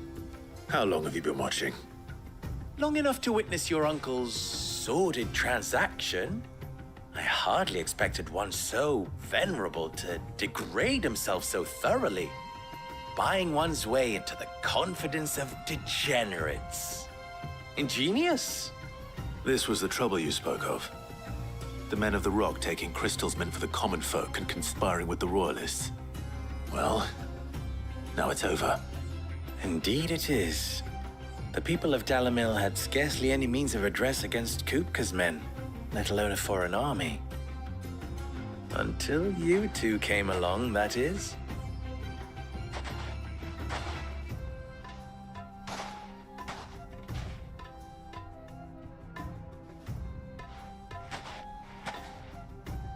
Well, we'd better get these crystals back to town.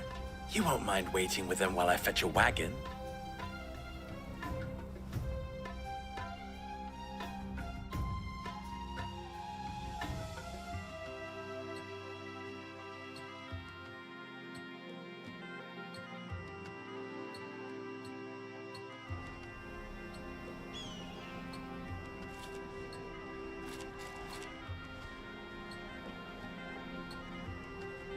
It occurs to me that I still don't know your name.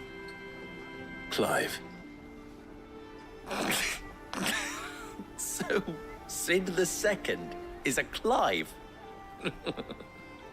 I suppose it could have been worse. Well, Clive, you held up your end of the bargain, so I must do the same. Passage through the South Gate, was it not? To tell the truth, you've helped a little there too. Many of the guards have already been redeployed to deal with the issue of their missing comrades. And those left behind have been encouraged to look the other way should you attempt to pass through. Thank you. And please allow me to cover your costs. You still have the purse I gave to the soldiers, I trust? I saw you pluck it from one of the bodies. Oh, dear. Was I really so obvious? And my name is not Greybeard. It is Lord Byron Rosfield, thank you very much. No, thank you very much, Greybeard. Of all the... Ugh! Here, wear this.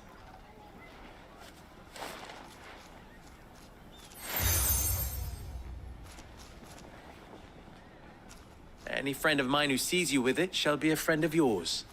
Thank you, Lubor. And please, feel free to send one of my Stoluses back to your people.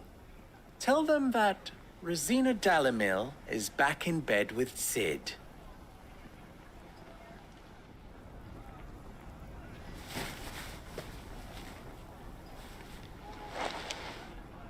Omia Lostelan. to Isakilis.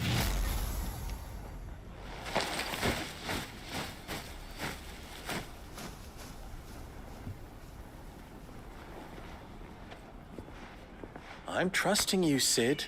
Or should I say, Clive? So be sure not to let me down. I have a reputation to uphold.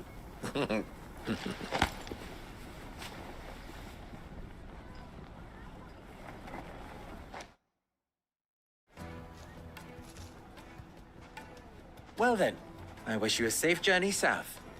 Thank you. Not at all. It was my pleasure. Come on, Uncle. Let's go.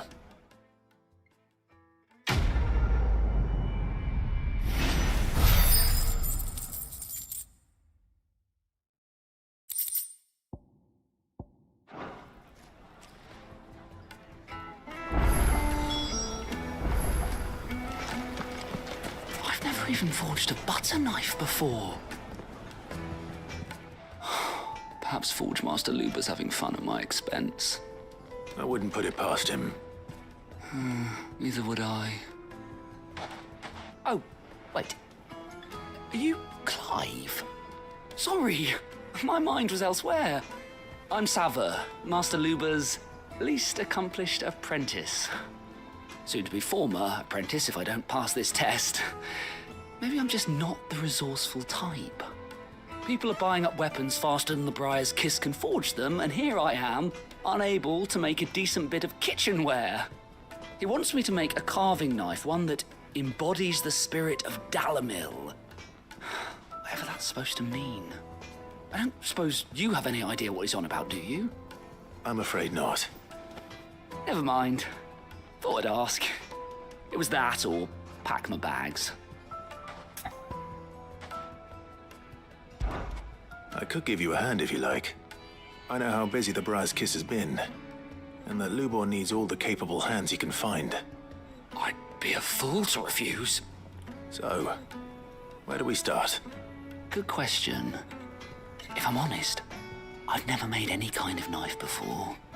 And then there's this little riddle to keep in mind, the spirit of Dalamil. Nothing is ever simple with that man. The way I see it, there's only one way we'll be solving Lubor's puzzle. We need information. The more the better. You're right. There's no point fumbling in the dark, I suppose. Now, who to speak to first? Well, there's plenty of folk in Dalamil who use knives for a living. There's the butcher, of course, and any number of cooks. They're bound to have an opinion or two about the tools of their trade. All right. I think we have a plan. Let's get to it, shall we? I'll talk to every cook I can find. You speak to the butcher, and anyone else you can think of. All right. Good luck. Let's hope that someone says something useful.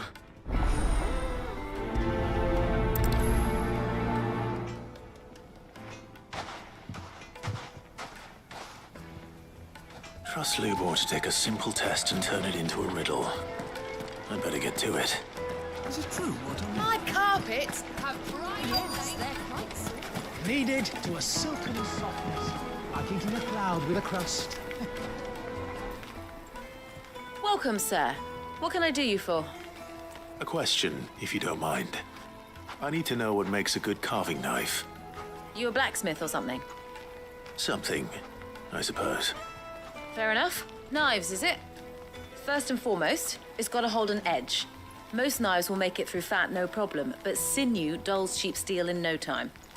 Give me a blade which can slice through anything that crosses my chopping block, and I'm a happy woman. So a knife that stays sharp. Makes sense.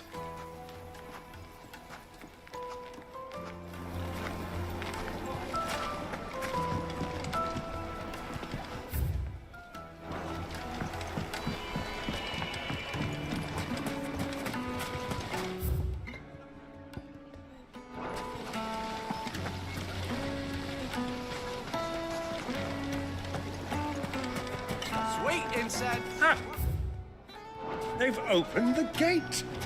Lubor was true to his word.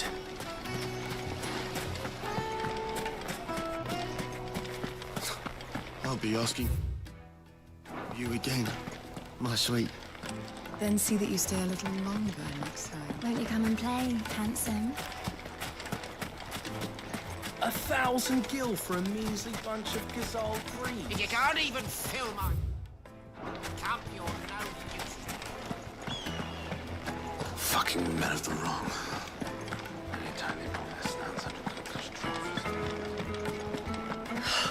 I need to drink.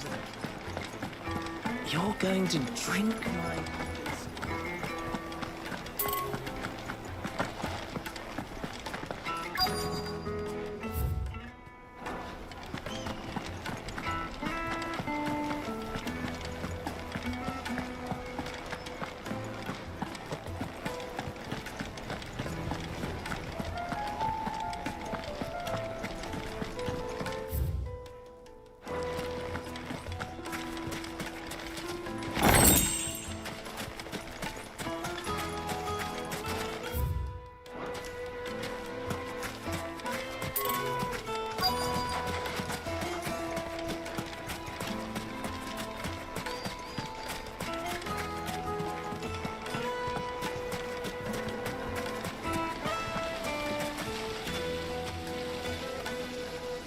Silver plat. Just like they eat off in Castle Dasmore.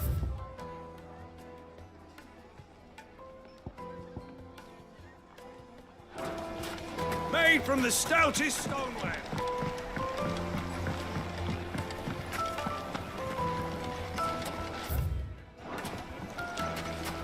The most fragrant herbs and spices Fine from gift for your beloved. and beyond. She'll look at you. Is it true what I'm hearing? The men of the rock were carting off our crystals.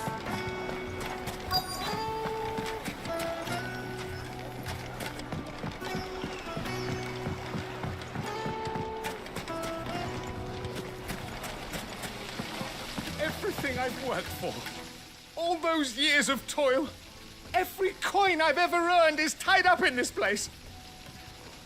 Are you all right? The baths are closed. Leave me be. On second thought, perhaps you are just what I need. Might your services be for hire? That depends on the job. I'd have you save my business, the baths. The water's turned scalding hot and all the crystals in Dalimil wouldn't be enough to cool it. I've no doubt that my woes stem from the water's source. But I can't go and investigate for fear of my customers thinking I've abandoned the place. I'm bound to these baths in more ways than one. I beg of you, go to Dusnoff Terraces. Tell me what you find there. All right. I'll go and take a look. Wonderful.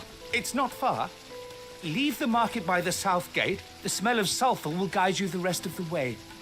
These baths are all that keep me from an ignoble end in a debtor's prison. My livelihood, my very life, is at stake.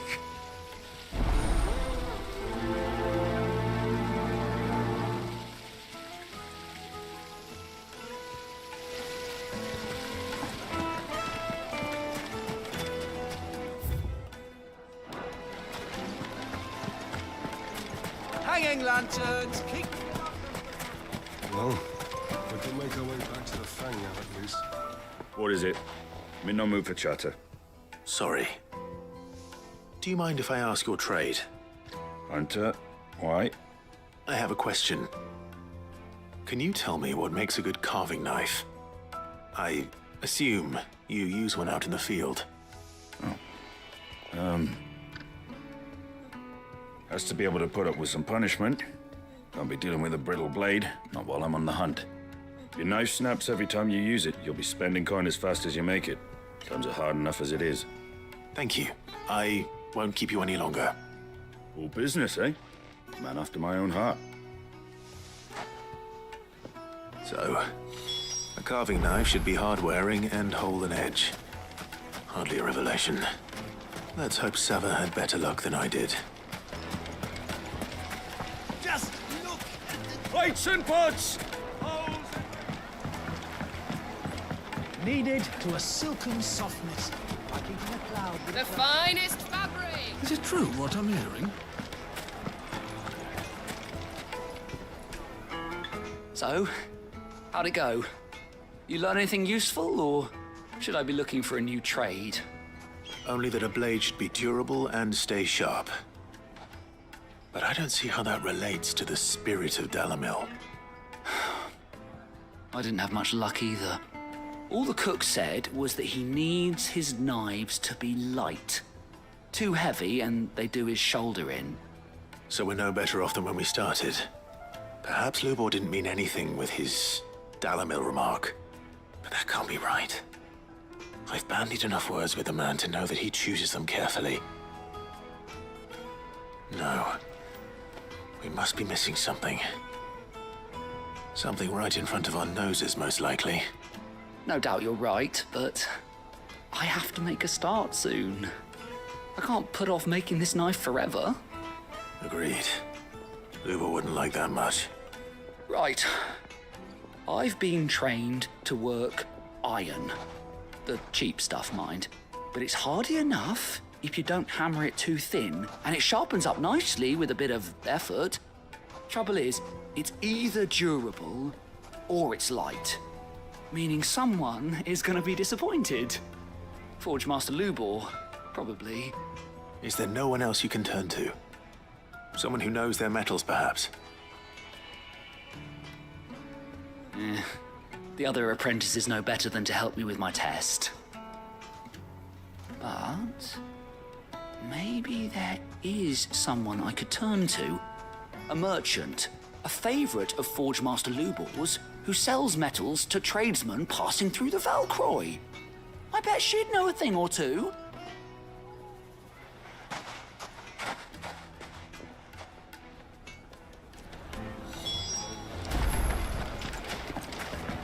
Is it true what I'm hearing? My carpets? Yes. Take a sniff, sir. fresh bread, warm from the oven. Here, have a taste.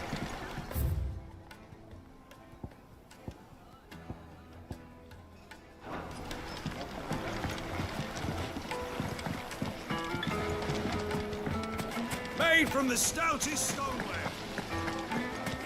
Sweet incense.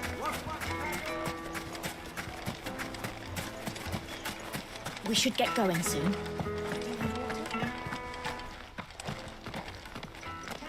Ah, I'm not too late. What is it, Lubor? A question that I neglected to ask earlier. Where is it that you're bound? To Drake's Fang. To finish Hugo Kupka. Just as I thought. Then allow me to share a secret. Drake's Fang is currently riddled with royalists. Zelmeki and Walud are allies, and as you've seen, their soldiers work hand in glove. But no nation has ever before allowed a foreign army to make a barracks of its holiest of holies. Not by choice, at least. And there's more. My man on the inside of the Fang has failed to report for several days.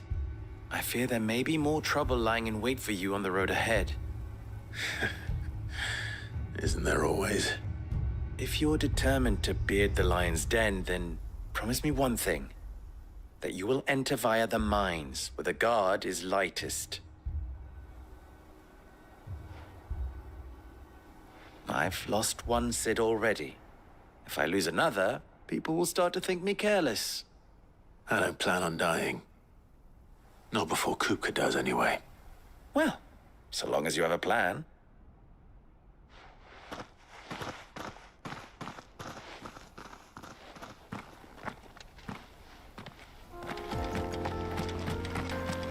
Drake's Fang should be just beyond these springs. Shall we press on?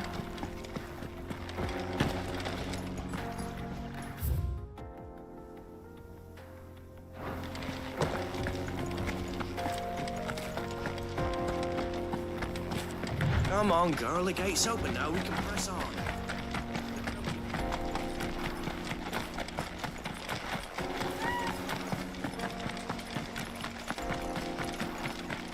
What the hell are those things?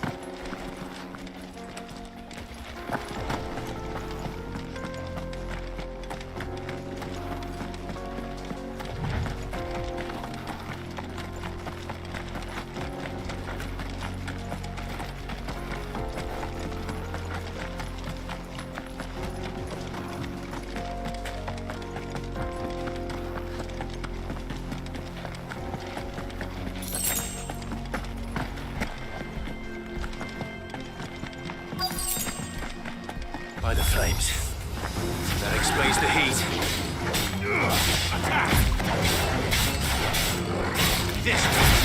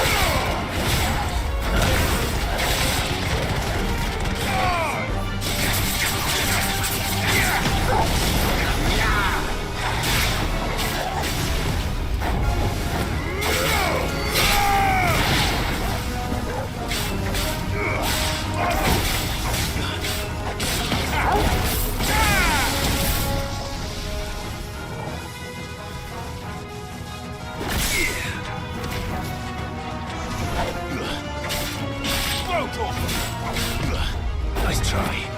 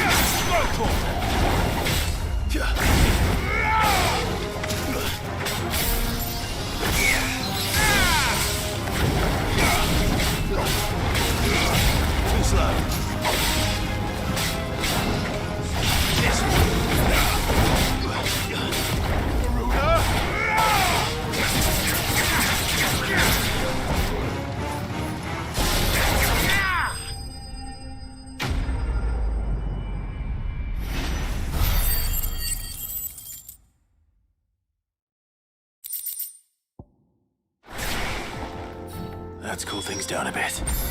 Let's hope it's enough to keep the baths from boiling.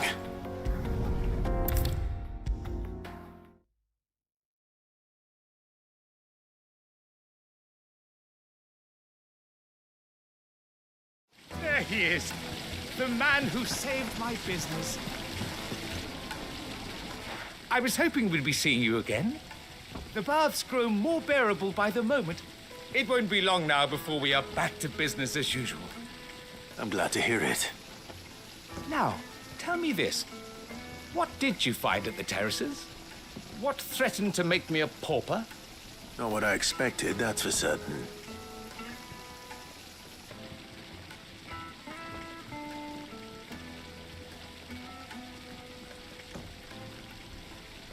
You tell a fine story. That's not to say I don't believe you, though. Creatures made of flame, eh? That's something new to worry about. But I burdened you with my worries enough already. Here, a small something by way of thanks. Right. It's high time I got back to work. With a little luck, the day might yet be salvaged.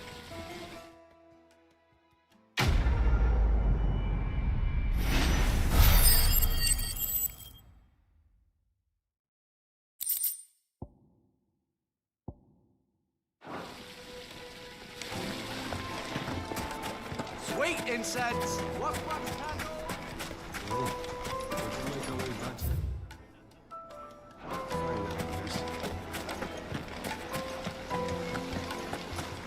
Made from the stoutest stoneware. Fresh bread, warm from the oven. The most fragrant herbs. My carpets have bright. Is it true what I'm hearing?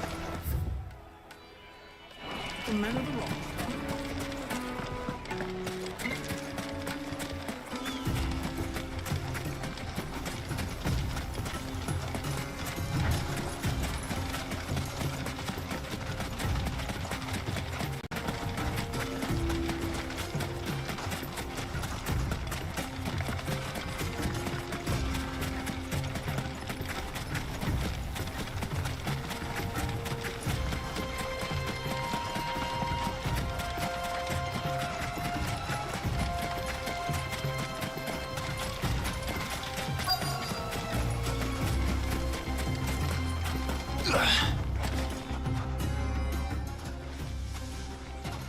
Any luck?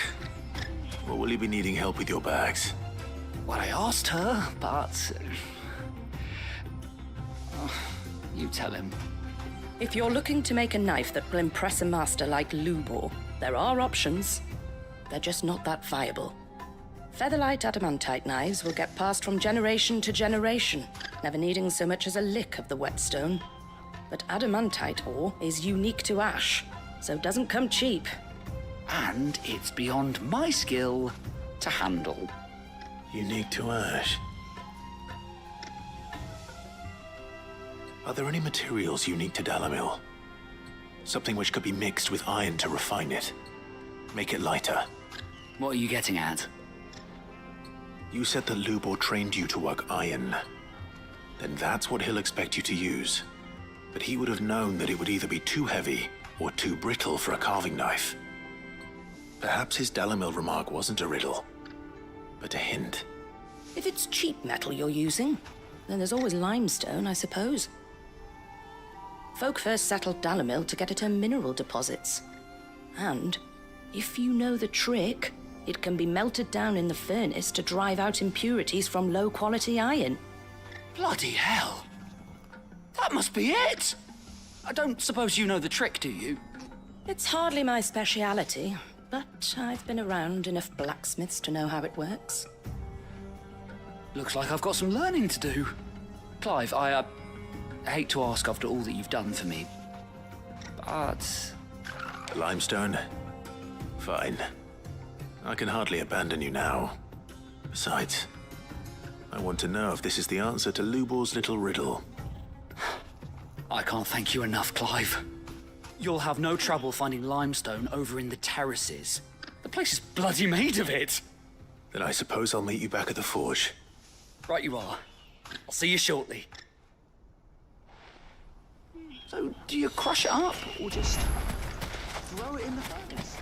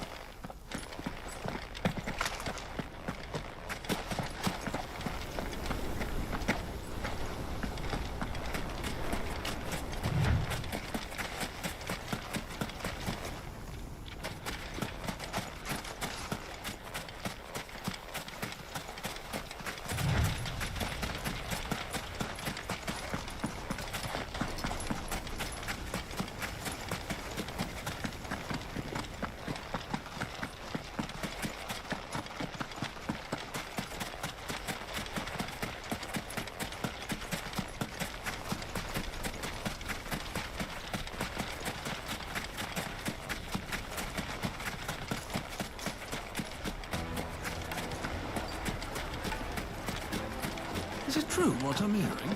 The finest fabric! It would make us fine. The juiciest Kneaded meat. to a silken softness, like into the cloud with crust. Plates and pots! Oh, just look at the food. Well, we can make our way back to the Fang now, at least. We should get going soon. Do you have more?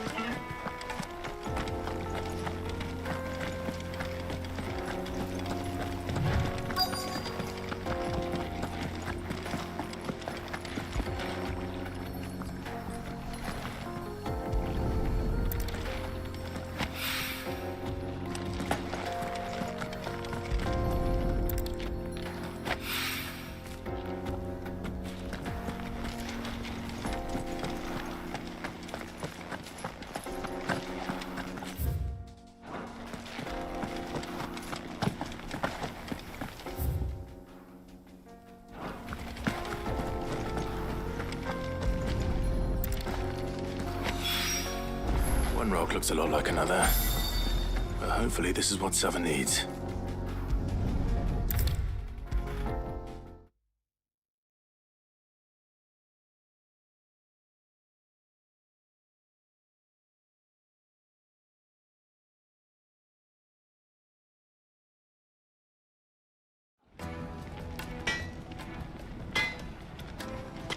I wasn't sure how much you'd need, but I hope this is enough.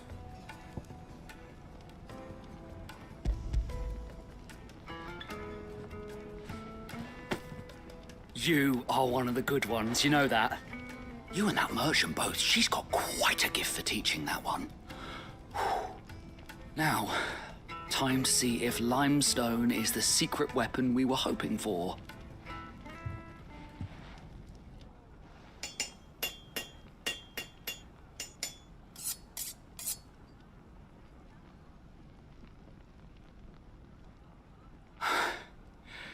That'll do, I reckon. A knife forged from the very rocks of Dalimil. Her spirit, if you will. It's a fine-looking blade. I only hope Master Lubor agrees. That sounds like my cue. And just as well. I was getting tired of waiting. I'm sorry, Forge Master Lubor. Let's take a look then, shall we? First things first, Sevy, do you think this is a carving knife worthy of the fine people of Dalimil? I'd like to think so. But what do you think? What do I think indeed? It's sharp-ish, but it won't last long with hard use. And it's heavy, heavier than it should be. You might not think it just to hold it for a moment, but sell that to a cook and you'll never hear the end of it. It looks like someone paid a visit to the terraces. The limestone was a step in the right direction, granted, but one that still leaves you short of the mark. And I was so certain I had it all worked out. I don't know who you found to teach you that little trick, but it certainly shows initiative. Next question. How much do you think I would charge if I'd made this? Well, if it took you even a fraction of the time it took me, I would say you could demand a heavy purse. And who would be able to pay that? The butcher? The hunter? The cooks over at the inn?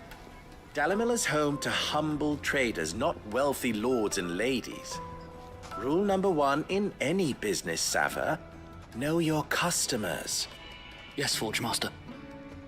This is just about passable. But only just.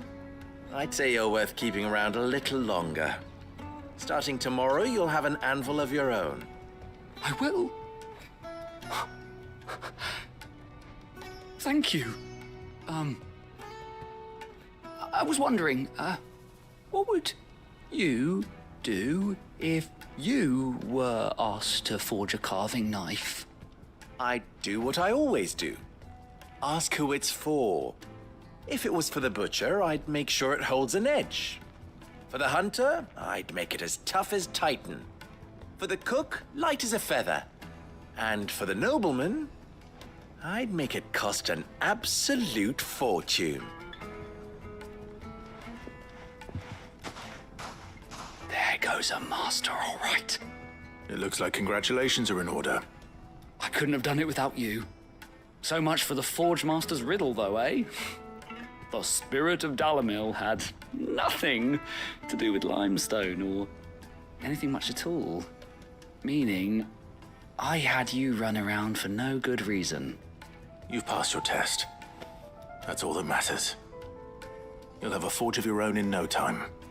And when I do, I'll craft you the finest carving knife you have ever seen.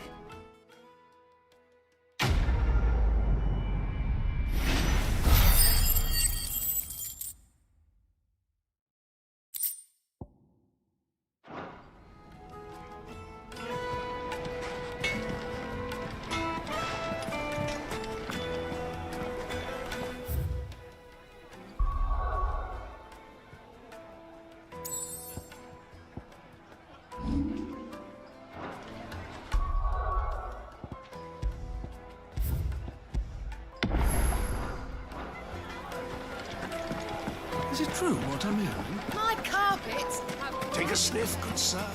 Kneaded to a silken softness, like in a cloud with a crust. Made from the stoutest stoneware. Sweet incense. We should get going soon.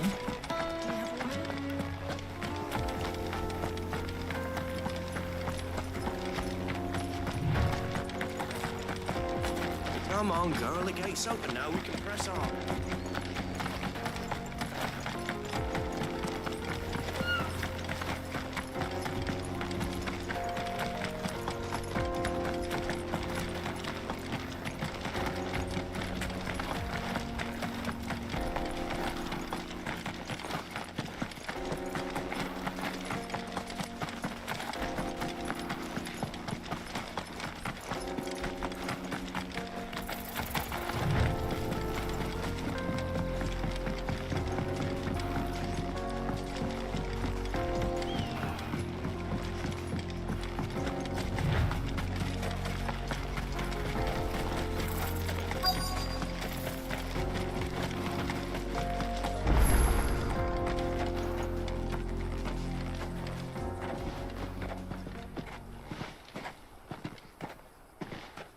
There it is.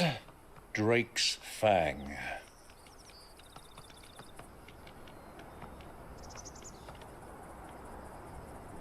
Kupka will be hiding inside.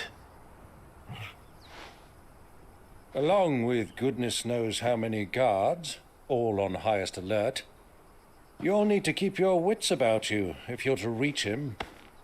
So be careful. I will, Uncle.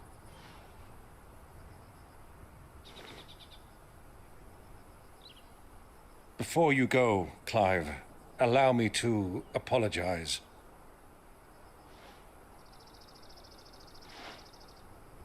After what befell at Phoenix Gate and the crisis that followed in its wake, I fled. I retreated to my counting house and danced attendance upon the vicereine in the hope it would bring me favor. I betrayed my nation to save my skin, like the coward I am. And I'm sorry. Uncle, please. It's not too late, Clive. Rosaria is yours by right, and there are those that would help you to take it back. Had I the courage of my brother, I might already have done so.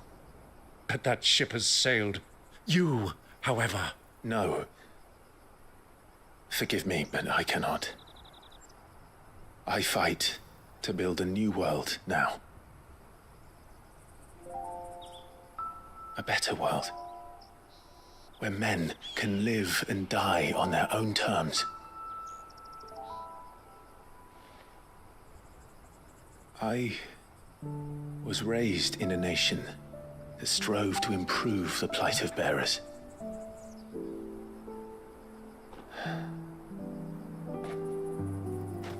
Only later did I realize that spark of freedom did not arise by chance, but was kindled by my father. You would see me follow in his footsteps. And that is exactly what I mean to do. Not by ruling Rosaria, but by extending his ideals to the whole of the twins. Though every soul in the realm may judge my actions heresy, I am certain my cause is just. You really are just like him, you know?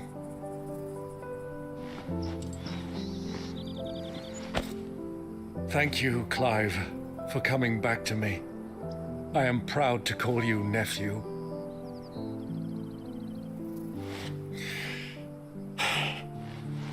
Well then, this is where we must part ways. Wish me luck in convincing my Canvarian friend to share his considerable talents. I mean to plunder his coffers and prove myself worthy of a place in your merry band. Till then, my boy. Till then, go safely, Uncle. And you, nephew. We have much to catch up on, you and I. I shall expect you to regale me with the tales of all your adventures when next we meet. You can regale me too, Torgal.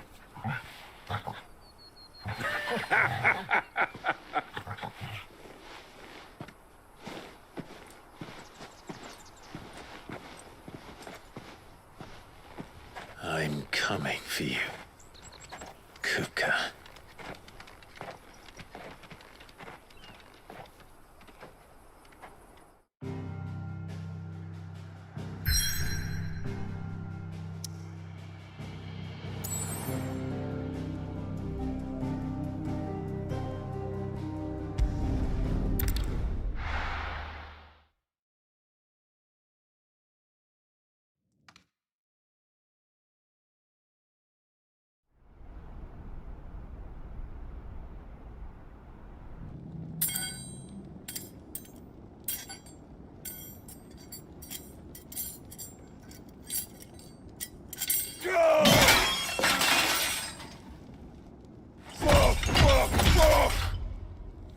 Why do they start? What has that gutter rat done to me?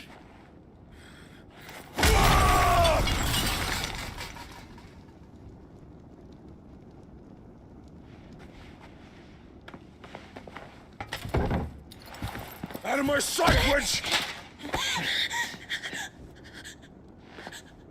I'll kill you, Rosfield!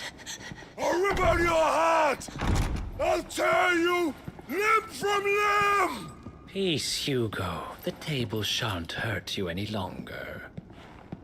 He sought to humiliate me. Me! If you hadn't interfered, he would be dead! You truly believe you would have triumphed had the battle continued? Titan would have ground him into dust! And how would he have done that without his head? Shut up! You weren't strong enough, and you call yourself a dominant. Or rather, you did. You mock me, Harbert.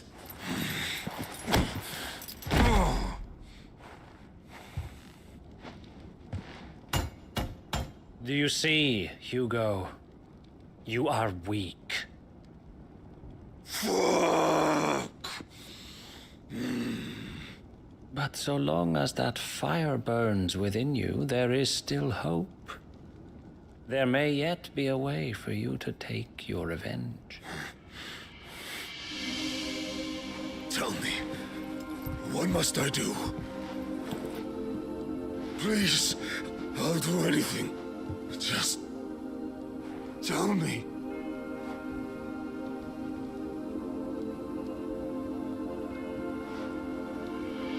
The heart. What of it? A mother crystal's heart is the most concentrated source of ether in all creation. Perhaps you could take advantage of that. Of course, the crystal would not yield her blessing to any ordinary man. But then, you are no ordinary man, are you, Hugo? Clive Rossfield stole your power, but others have suffered a similar fate, and still managed to find the strength to conjure their icon. Like Benedicta Harmon. She too drank of the ether and gained a power beyond human understanding. She did.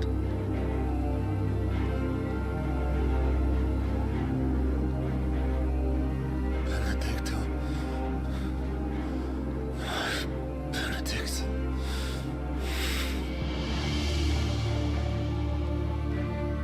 I'll do it.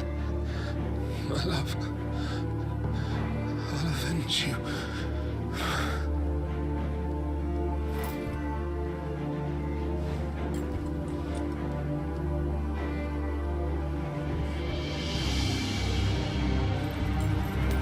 Run along now, Hugo.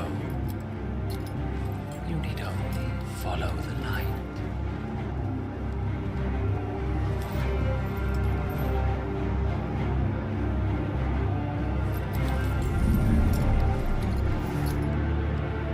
Muthos is here.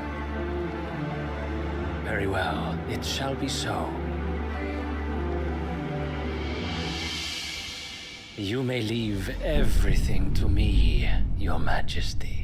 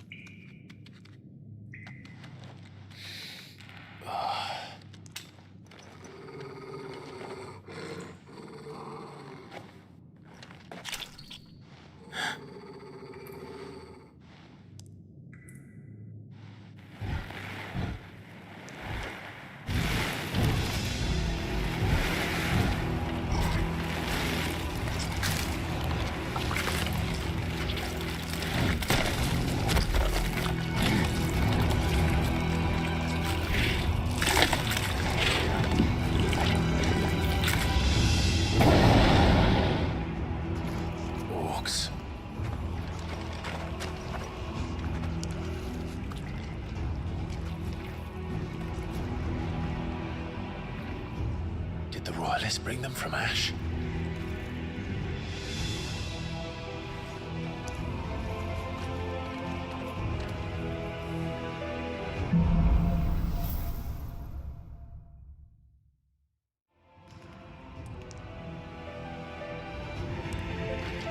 Are the beastmen part of the Waluda army now? How the hell did that happen?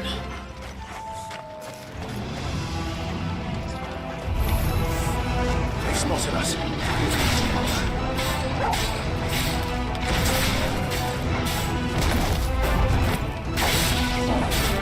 Nice try.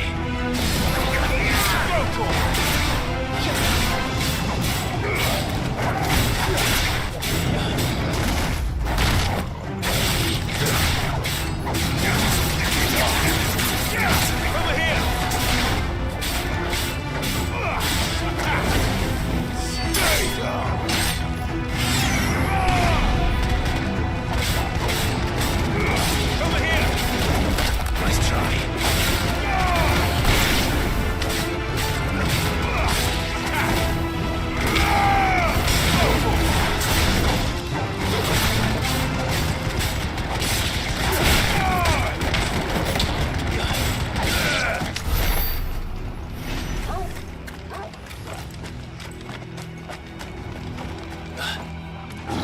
Taken over the entire mine.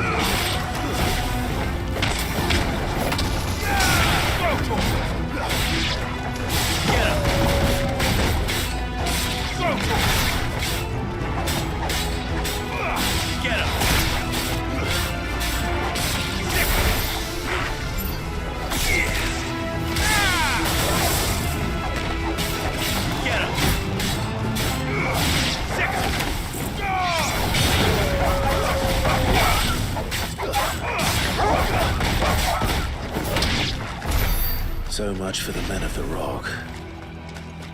Dhalmekia's finest.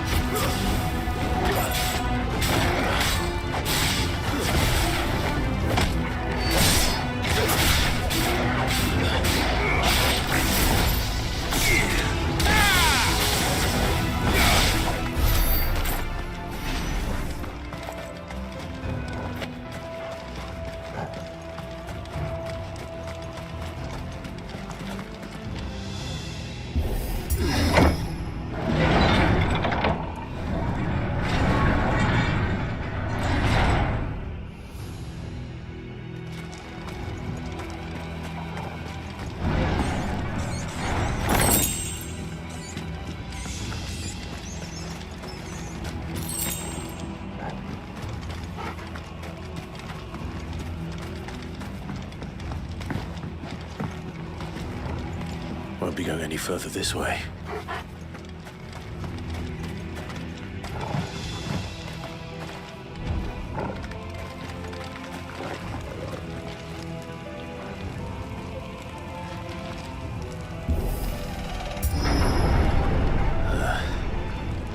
Stairs.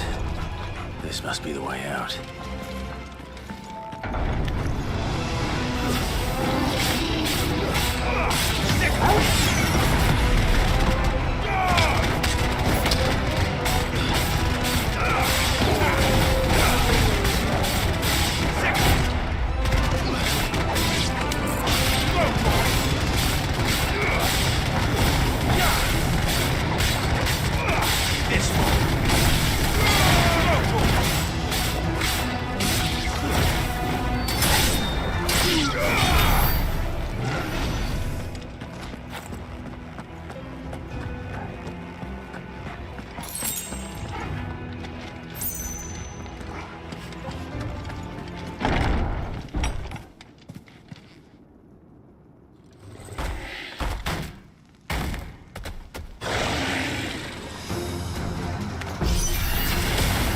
Be sneaking past this one.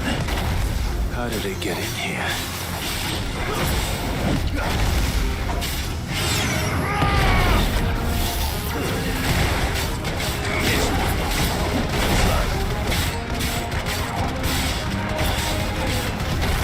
Nice try.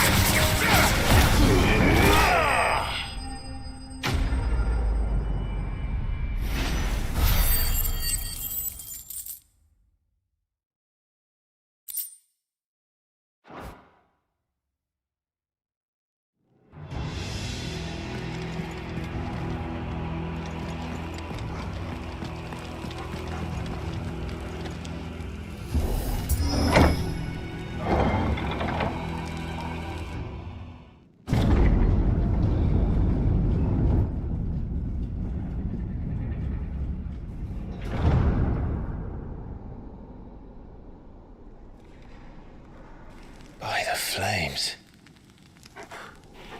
Come on, Torgal.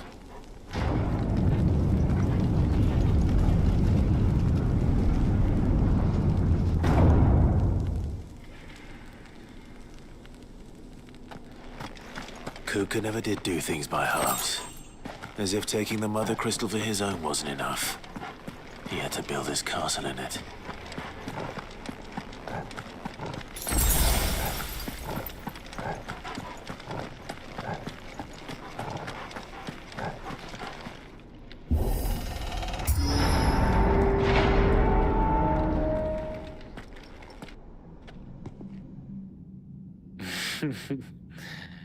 Let the trial begin.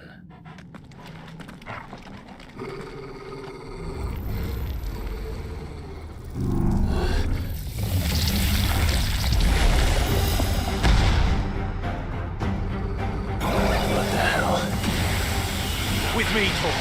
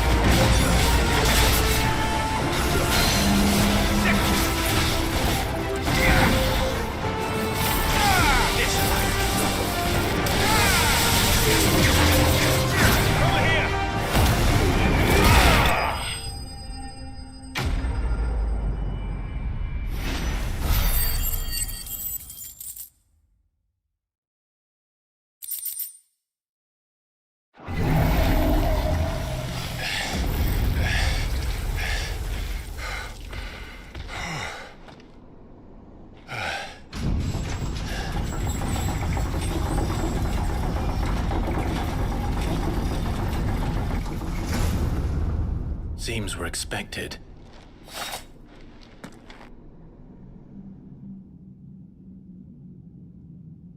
So this is the power of Mythos.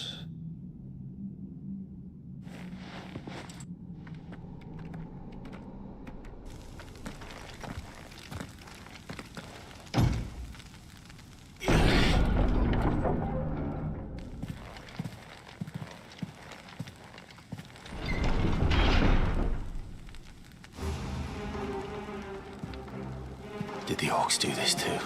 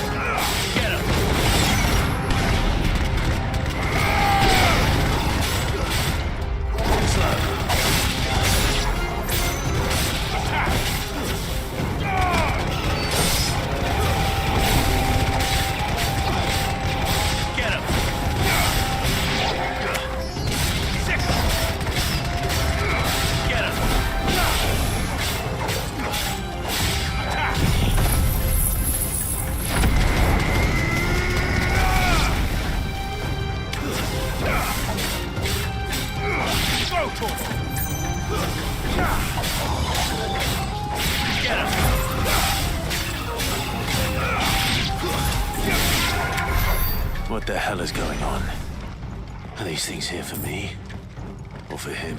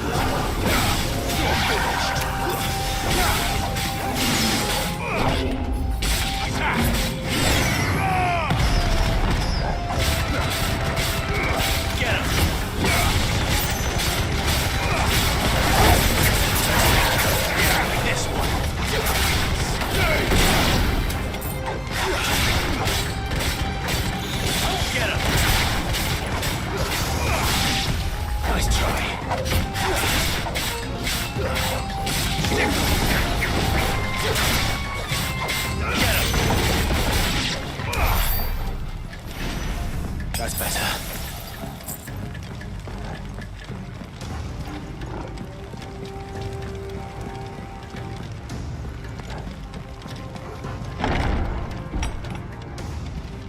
First orcs, now these nightmares. Is this your doing, Ultima?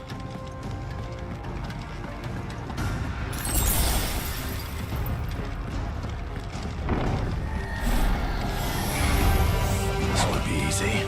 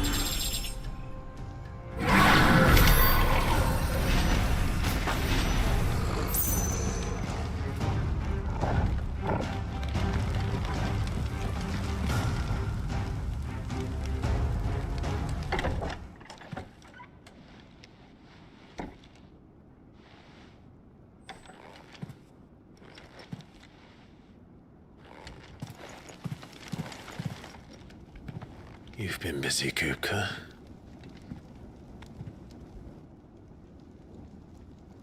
But where did you go?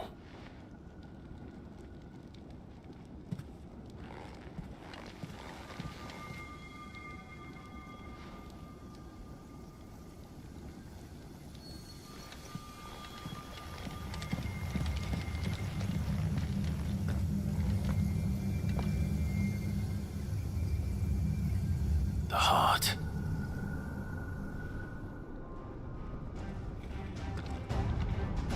He's in the sanctuary. I can feel it. Come on, Toggle.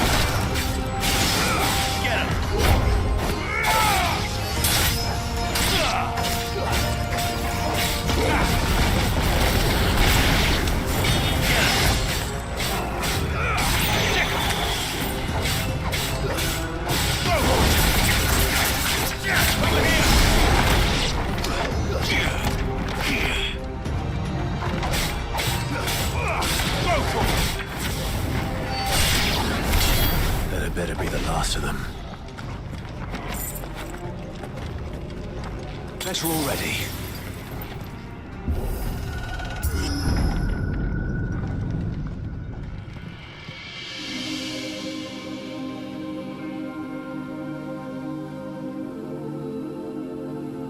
Benedicta, my everything. I've missed you so much. Kuka!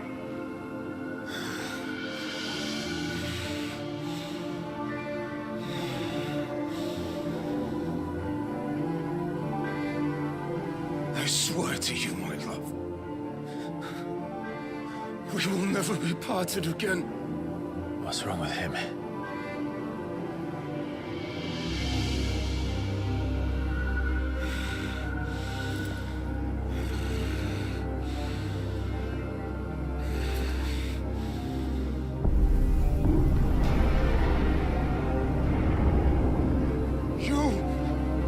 You got away from her!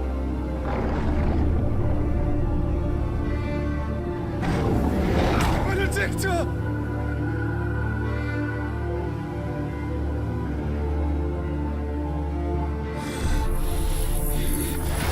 I'll kill you, Roswell!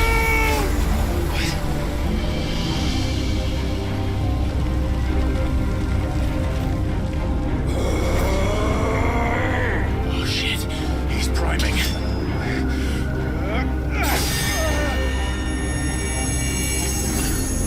No, not now.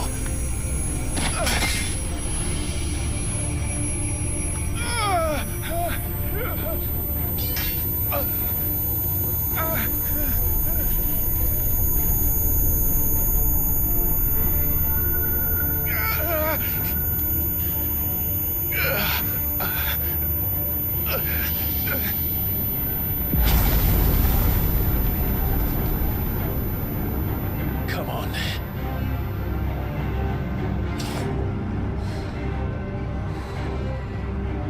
Find him.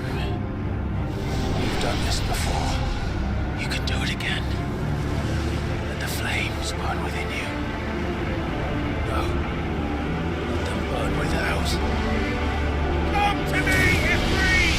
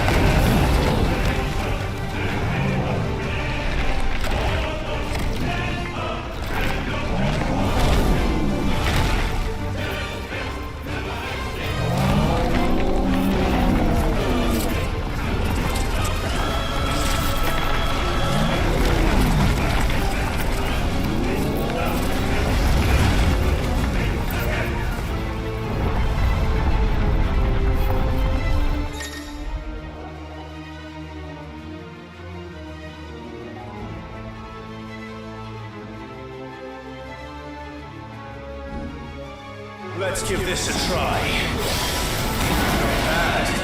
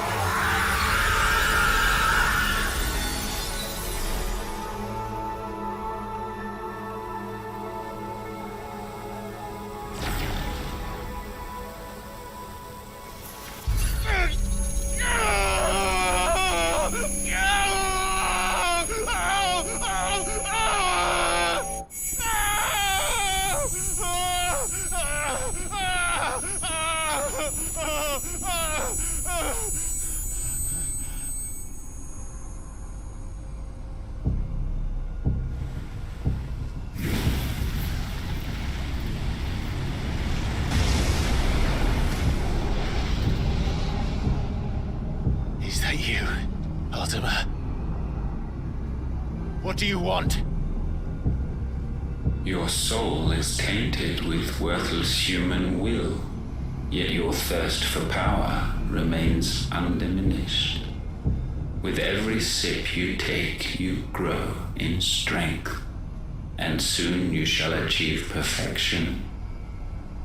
I don't know what you're talking about. You will accept us, Mythos. It is inevitable. You were created for this purpose, and you shall serve it. Never!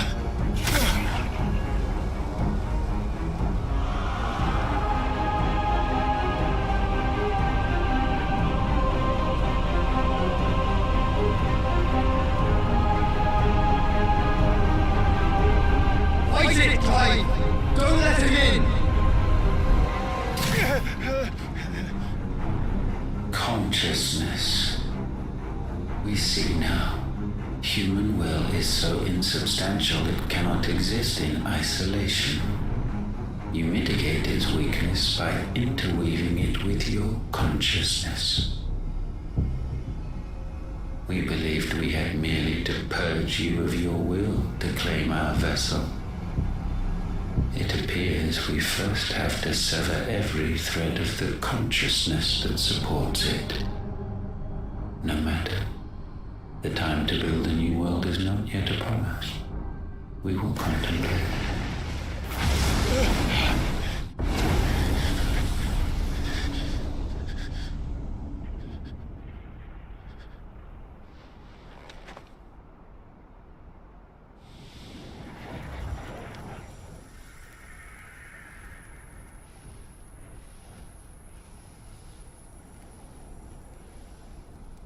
Thank you, Joshua.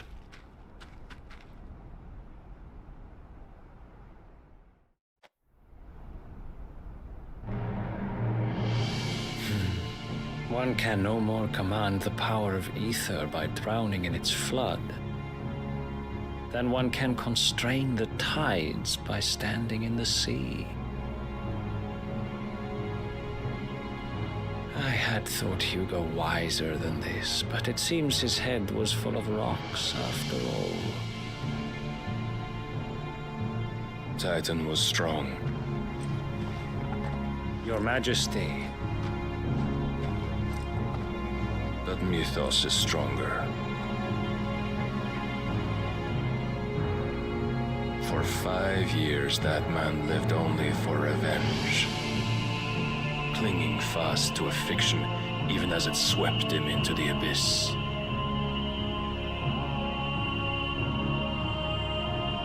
One cannot change one's nature through force of will alone. Only the Almighty can do that.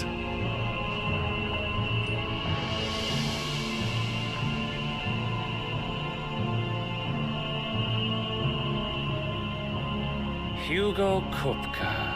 The man who gave his life for a woman's head. A fool like all the rest.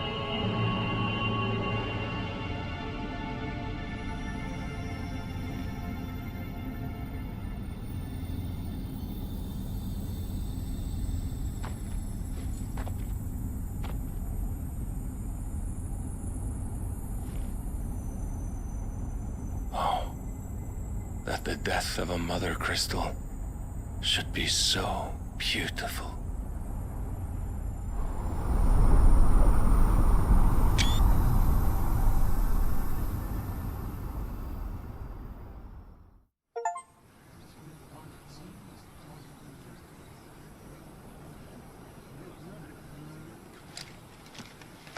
Some medicine, my lord?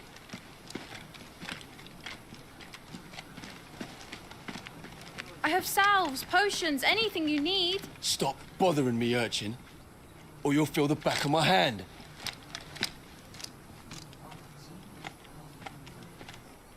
You must consider your health, my prince. If a show of force is needed to keep the Dalmex at bay, you may trust in your dragoons. I beg you to call on Bahamut only as a last resort. His strength comes at too great a cost. The Empire agreed to an armistice with the Republic, and yet the Emperor still plots its ruin. For now, the Dalmex suspect nothing, and as long as I can hold their gaze, war need not be inevitable. But more than that, Bahamut is the champion of the Empire. When our people look to the heavens, the sight of him gives them hope.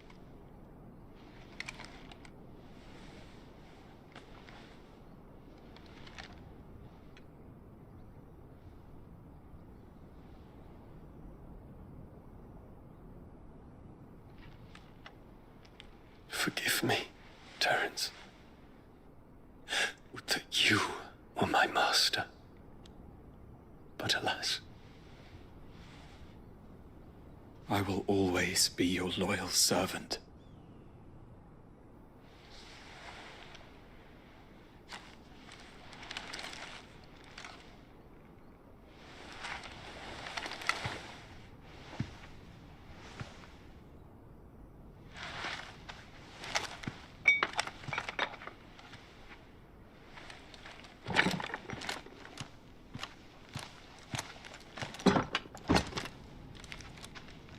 Should the Council's brazen maneuvering prompt the Republic to tear up their own treaty and launch a new assault, our soldiers would advance to meet them, cutting across the Central Isles, but not in time to prevent their forces from breaching the southern defenses and storming Twinside. And so the capital would become a battlefield. Thousands of innocents would die. I cannot allow that to happen. There is one small mercy, at least. You will not be forced to do battle with Titan.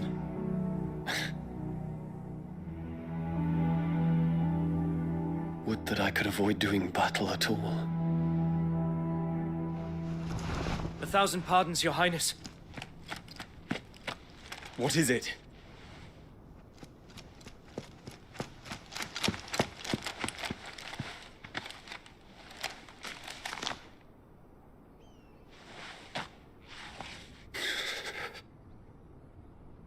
Olivier has been made Emperor. What is the meaning of this? My father's orders. What were they? Quickly! Yes, Your Highness. His Radiance requests that Your Highness maintain position here and... Ah!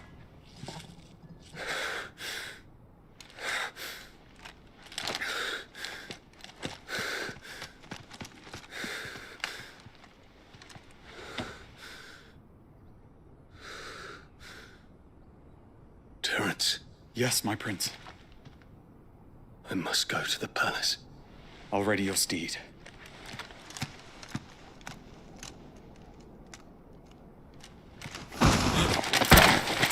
What is it now?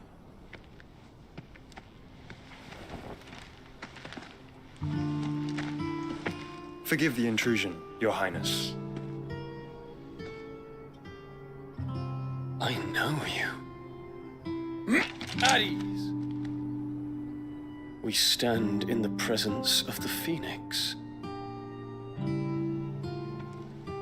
You wouldn't want to get your fingers burned. I hope I'm not interrupting. Not at all. Though I admit, I did not expect such a distinguished guest. How many years has it been since the Remembrance ceremony? 20? I thought you long dead. Do I address a ghost? Many have told me that I look like one. But no. I'm alive. Just. Prince Dion of the House Lesage, I have a tale to tell you.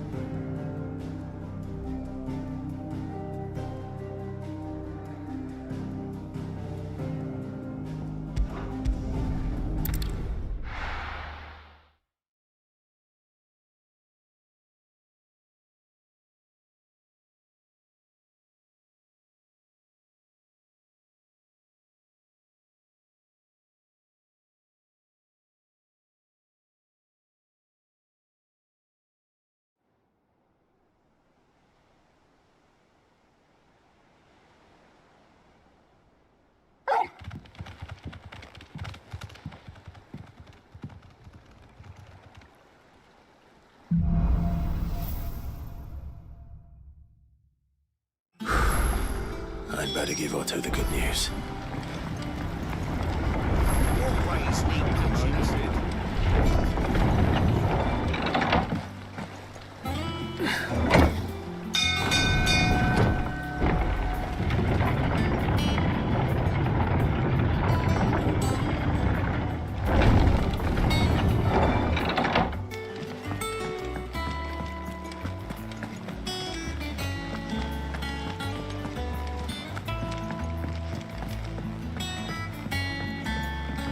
We're seeing troops amassing at every border crossing.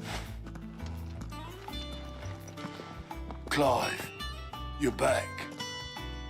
I am. And with glad tidings for once.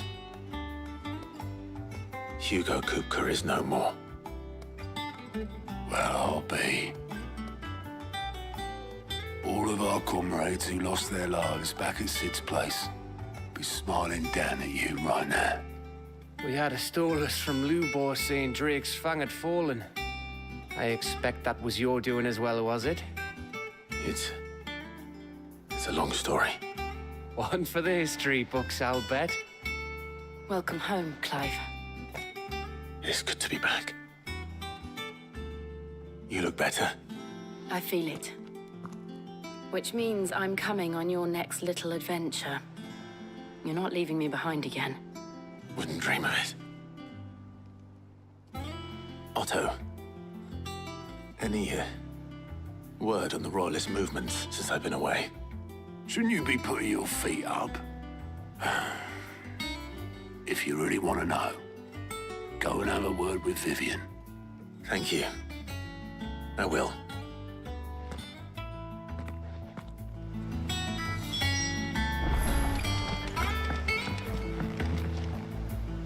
Ah, the conquering hero returns.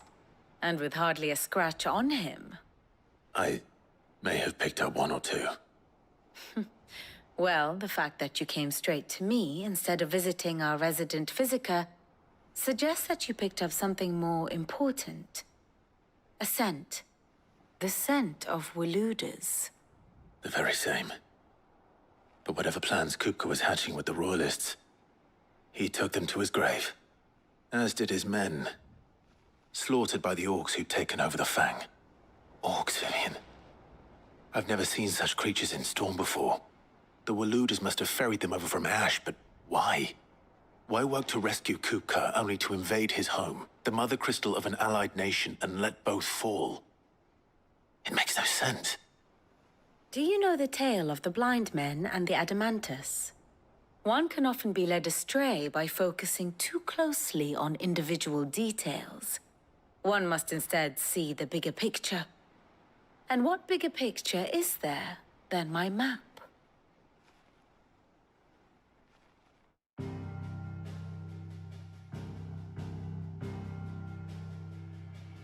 The Kingdom of Waloed claims dominion over all of Ash. It is a nation forged by the bloody conquest of Barnabas Tharm, the dominant of Odin. The Canvarian War of Independence in 849. The Battle of the Twin Realms in 865. The Battle of Belinus Tor in 873. Wheresoever his armies fought, Odin was found where the fighting was fiercest. But of late, the warrior king appears to have laid his sword to rest. Battle rages for control of the crystalline dominion. Yet Tharm sends not a single ship in support of his Dhalmekian allies. Meanwhile, the Blight ravages great swathes of Ash. Yet warlike Waloed shows not the faintest interest in laying claim to untouched lands. So why go to the trouble of sending an army of orcs into the heart of Drake's Fang, only to make no attempt to claim the Mother Crystal for Waloed? It can hardly be for lack of men. Tharm's armies rival any in the Twins. No. We have not seen the last of the Waluda standard. Odin will ride again. It is but a question of when. And on that day, who will be trampled underfoot?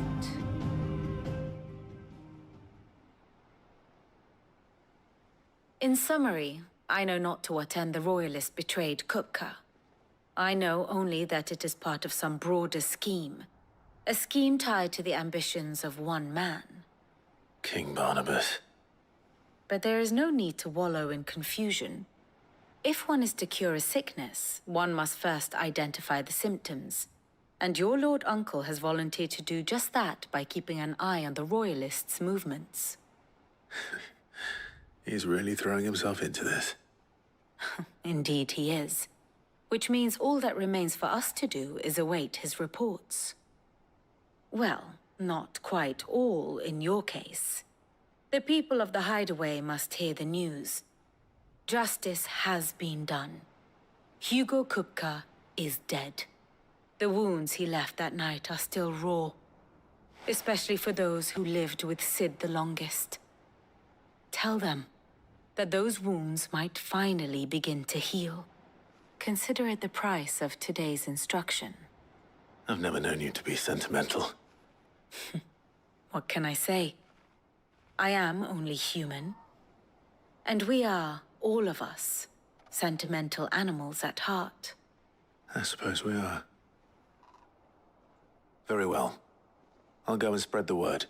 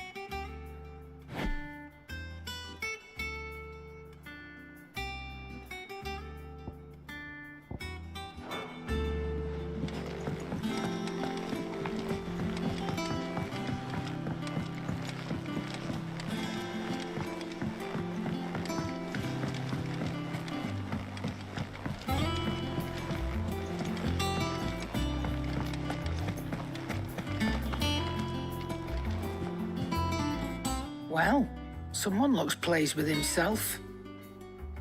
It's true what I'm hearing, then. Nothing escapes you, Lady Karen. It's true. Kupka is dead. No more looking over our shoulders, then. Good. I'm starting to get a crick in my neck. Don't let it go to your head, though.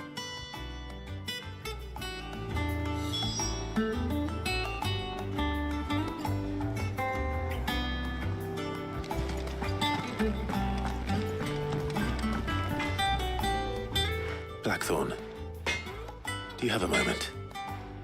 What is it? I'm busy. I wanted to tell you that Hugo Kupka is dead.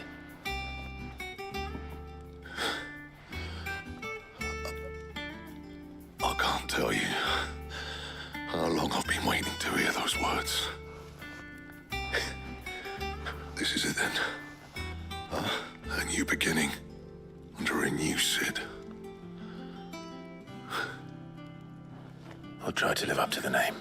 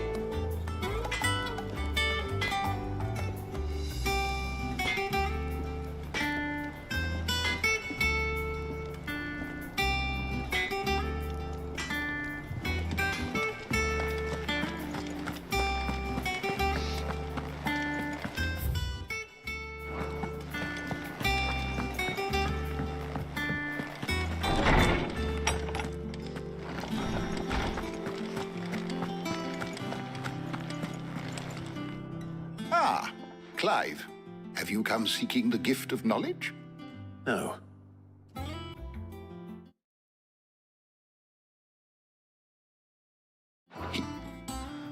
Oh, my. Can it really be true? Look, he's crying. He is. Big baby. And with good reason, children.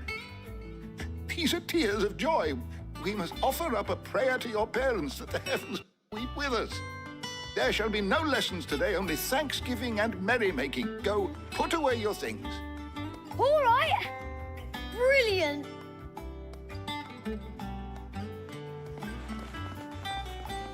Finally, a new dawn has broken. It has. Thank you, Clive. I cannot wait to share the good news. Hippocrates. After Kuka fell, Ultima came to me. I need to know what he is. Have you learned anything? Alas, no. And not for want of trying. I have scoured nigh every historical tome in our collection and found nothing.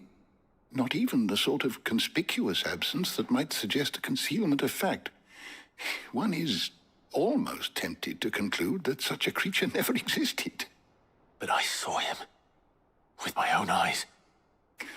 I don't doubt that you did. Alas, it seems you are the only one who has. To others, he reveals naught. We see only that which he leaves in his wake, like some terrible force of nature beyond the ken of mortal man. A bringer of death. Whether the Ultima you met with was the being itself, or merely another projection of its power, I know not. But until I do, my investigations shall continue. Thank you. It means a lot. Right. Let's see if Otto has anything else for me.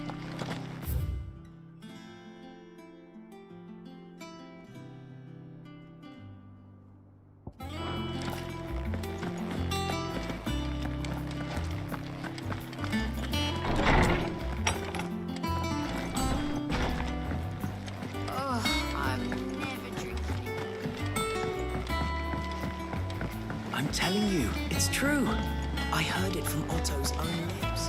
Hugo Kupka is dead.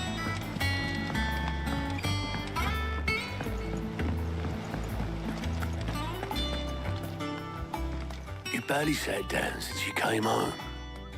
Vivian got you running errands or something? Just spreading the word.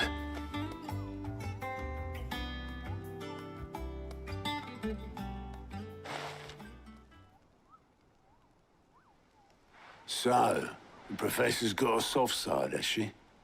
I'd never have guessed. No. She was right, though. Everyone was glad to hear the news. Ah, but you ain't told everyone. I can think of plenty of friends back at the old hideaway who'd sleep more peacefully for knowing. Not least of all Sid. You should tell him. You're right. I should. And I will. Well, when you do, be sure to take Mid with you. She's been going at it hammer and tong down at that workshop of hers, trying to do her father proud. I can't remember the last time she visited the old sod's grave. Very well. I'll suggest it.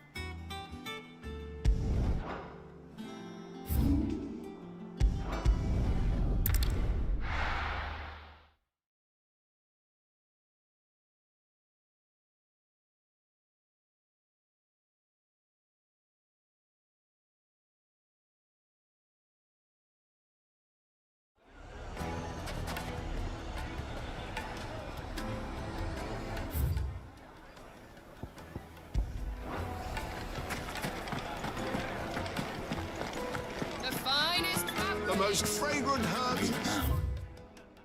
There'll be no one to man the shop. Gone, just like that. And without so much as a by your leave. What's the matter? It's my apprentice. He up and vanished while my back was turned. I'd go and look for him myself, but I've got a bakery to run. A bakery that's now short one pair of hands. Loath though I am to rely on the kindness of strangers, I'm at a loss. Please, will you see if you can find him? I'll see what I can do. Do you know where he might have gone? I wouldn't be surprised if he was off somewhere mooning at Drake's Fang. He used to work there, you see. Poor fool left his heart in its hollow. All right. Then that's where I'll start.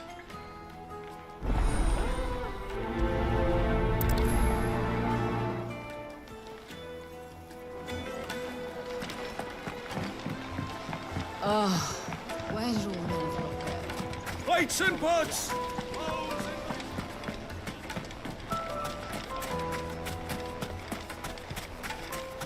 No, I'm telling you, it's gone.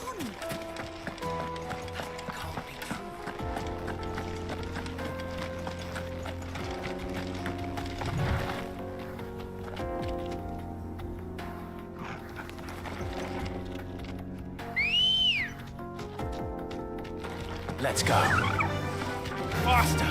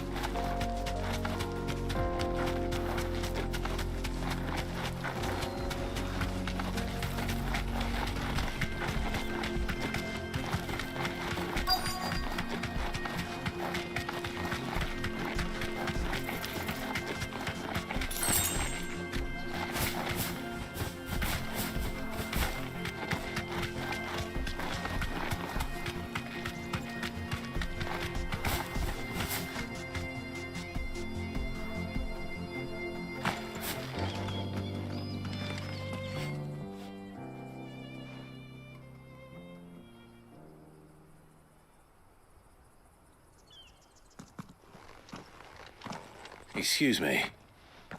What do you want? The baker sent me to find you. I am a sorry, selfish sod, aren't I? Certainly not a baker. Master must rue the day he took me in.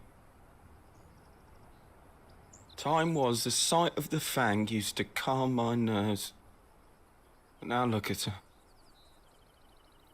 I take it you missed the Mother Crystal. I hated her, but she was all I knew.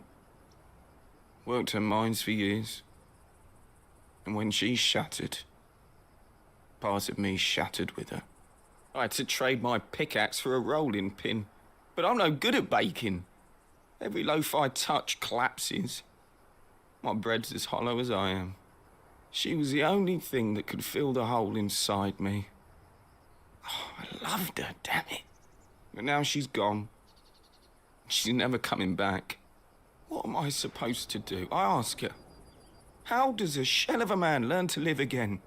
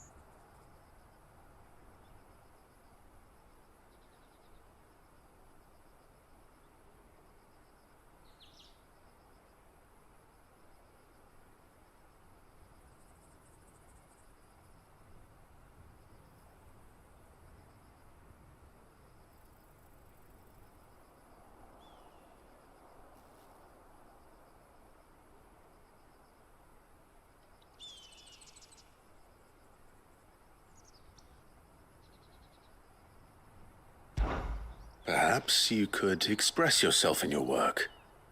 If you miss the Fang, maybe you could recapture it somehow. Recapture it? I'm a baker, not a... You know, you might just be right. What a fool I've been! I have to get back to the bakery right away. Thank you. Thank you, my friend. You've opened my eyes. Wait.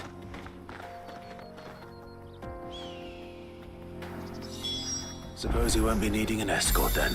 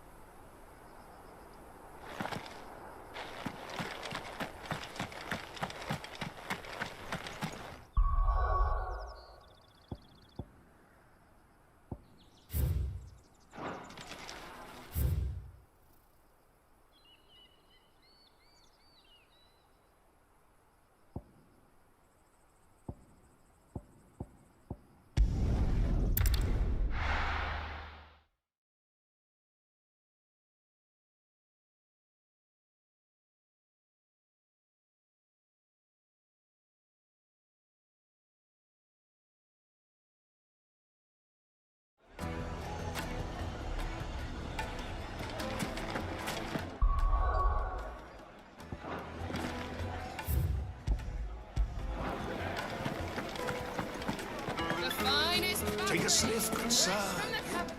Ah, there you are. The man who lit a fire under my wayward apprentice. Though I worry you might have stoked the flames a little too high. He damn near ran me down trying to get to my oven. Master, it's ready. Behold the Drake's Balm.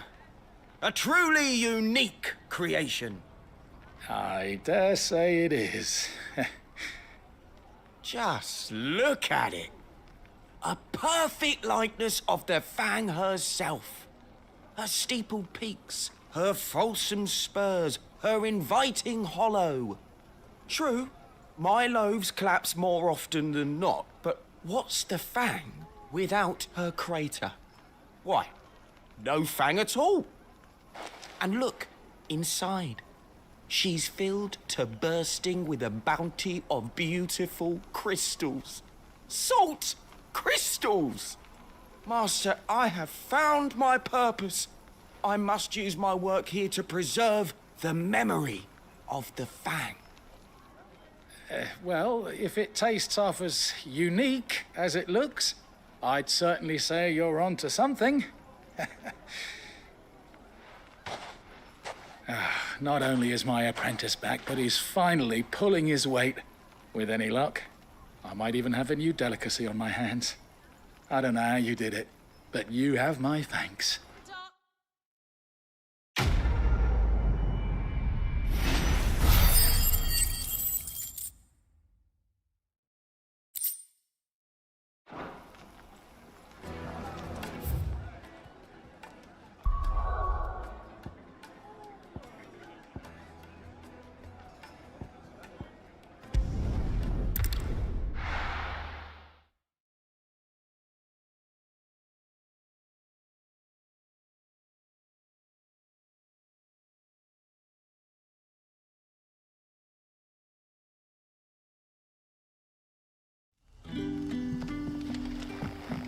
Good day to you, Sid.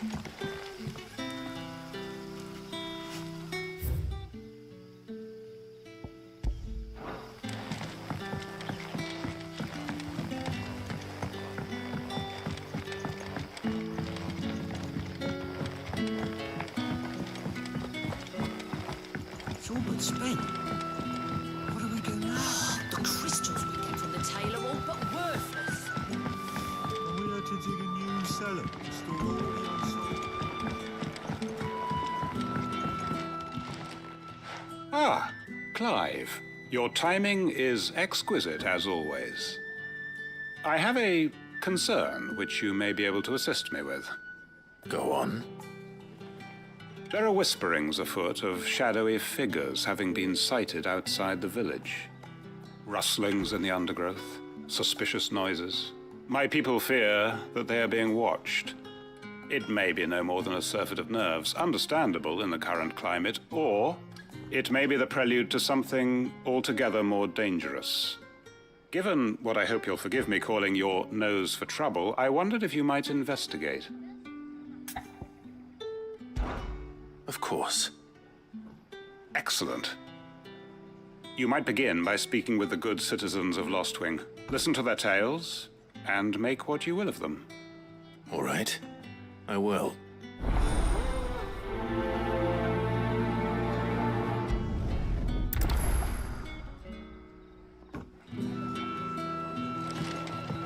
Hello. Sid? Right. Let's see what the people of the village have to say. I'd better find out if this is just nerves, or something we need to take more seriously.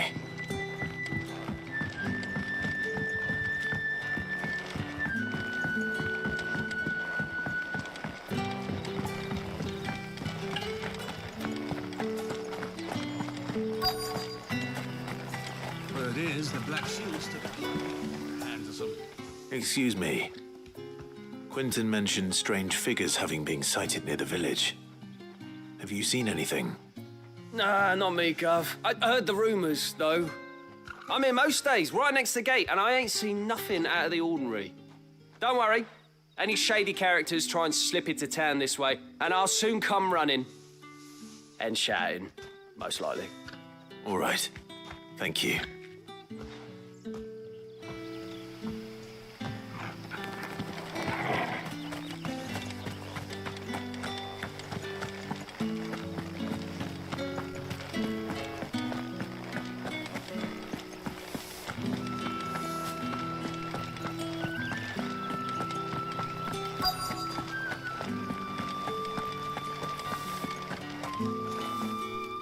you have a moment?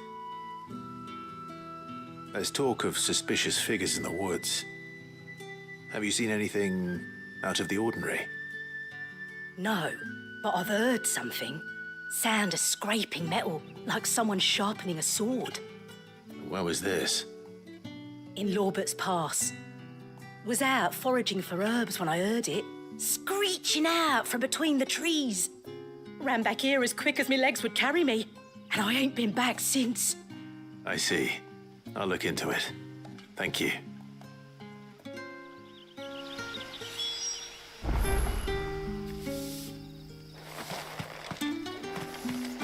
Seems Lorbert's Pass is our best bet then. What do you say, Torgal? Shall we go and investigate?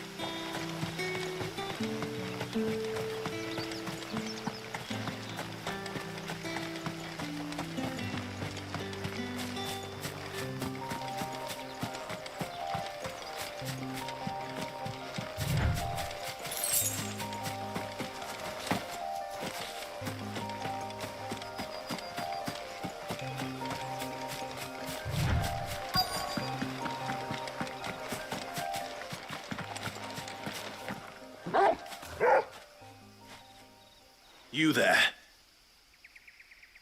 Fuck! He's seen us. Get them before they escape. Black Shield. Here. What the hell are you doing here? What is it to you? Not that we give a damn. All that matters to us is that you don't leave here alive.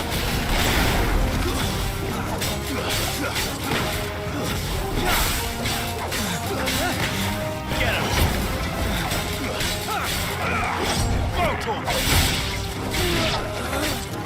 Over here! Get him! Sick him!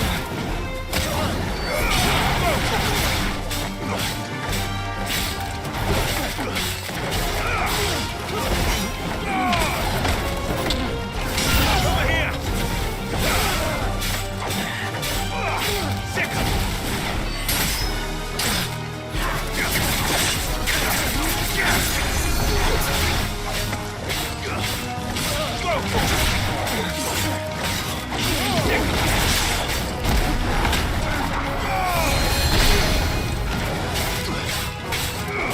This one.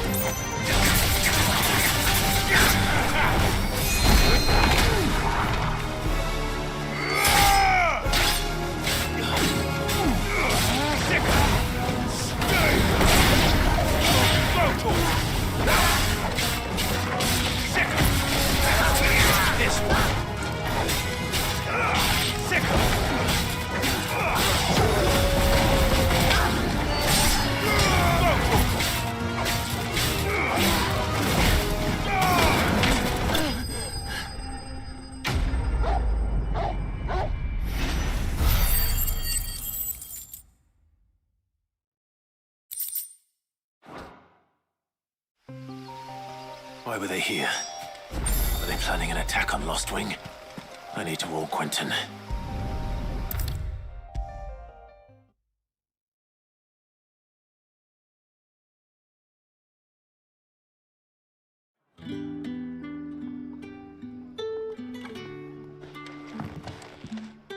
Clive, how goes the hunt for our sinister figures? I found some black shields hiding near Lorbert's Pass. They're gone now. Black Shields. The Empress's former bloodhounds. Though they serve another master now. One who means to root out and destroy both me and those I care for. And it would appear the pack has finally caught the scent of its prey. Damn it all. I had hoped I would have more time than this. More time to prepare. But if we are cornered, we have no choice but to bite back. And bite back we shall. I'm sorry. You're going to need to explain. Who do the Black Shields serve now? And why would that person want you dead? Because I want him dead. Who? The former Lord Chief Justice of Sanbreque. All that I have built here is for him. I don't understand. Why him? Why Lost Wing? I suppose it is better that you know the truth. I was a member of the judiciary once. So sickened was I by the injustice of this world, I swore to fight it. And fight it I did in my own small way. I saw more than a few corrupt officials condemned to the very cells into which they had thrown blameless innocents. Men to whom the law was but a scourge to turn against the powerless.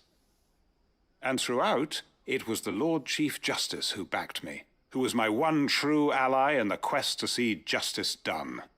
So what changed? I discovered that he hunted bearers for sport. I was a fool to think he shared my hatred of venality and vice. His support for me was no more than a facade, a means of ridding himself of his rivals, a mask to hide the rot beneath. I filed suit against him immediately. His response, however, was rather more visceral. He had my entire family slaughtered, and he faced no punishment whatsoever. I lost everything. My loved ones, my livelihood, my position, the faith I had once held that any modicum of justice might be achieved through the courts. So I set about enacting my own. I tracked down every soul who served him, and slit their throats myself. But the man himself proved an altogether more difficult target. With money and power come protection. And so I saw that I would need an army of my own. I came here to Lost Wing and began recruiting like-minded individuals. And everyone here knows this is why you do what you do. Of course. They too have lost loved ones to the bearer hunts. Seen faultless friends sent to the gallows to spare the guilty. All under the watchful eye of the Lord Chief Justice. Our wounds are the same. And our cause is the same. We are comrades. And our revenge is already in motion. We know where he hides, how numerous and well-trained his guard. What we did not know until now, however, was that his plans may already be in motion too. Quentin. Our time is short. He may move against us at any moment, unless we move against him first. My friends and comrades, it begins. Make ready for war.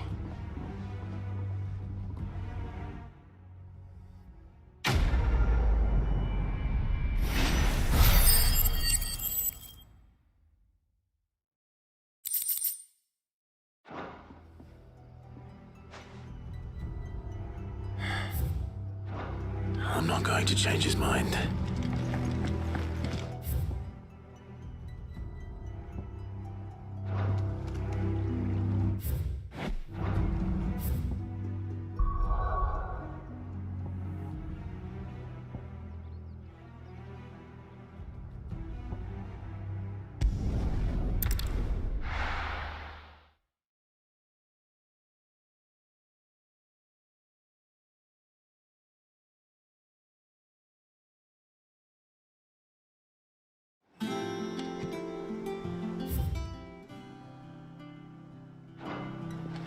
telling you, it's true.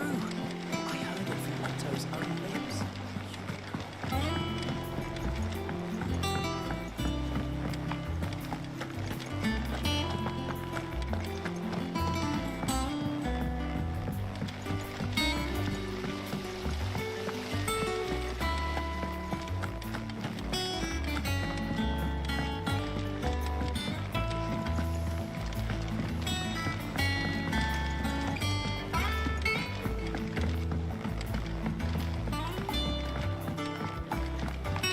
Come up with something soon. All right, Clive? What do you want? I'm going to visit Sid, and I thought you might like to come with me. Sorry, I'm too busy for all that right now. I've got to get this thermal displacement stack sorted. Thermal... Displacement stack. Here. And this is for... Only the fastest, finest ship the world has ever seen. The Enterprise. Me and my dad designed it together. Where other vessels rely on the fickle winds to drive them through the water, ours is fitted with mithril engines. And those things have got more push than a behemoth in a bad mood, and more heat than all the hells put together. Which is where the stack comes in. I may have already talked some tight-lipped shipwrights into putting the hull together for me in a little dockyard in Canva. But the stack's a bit more involved, so I'm building it here. Thing is, it's so involved that I'm running behind and it's starting to hold things up over at the shipyard. I'll come and see my dad, though, when I'm done. Whenever that is. Is there anything I can do to help? Good old Clive.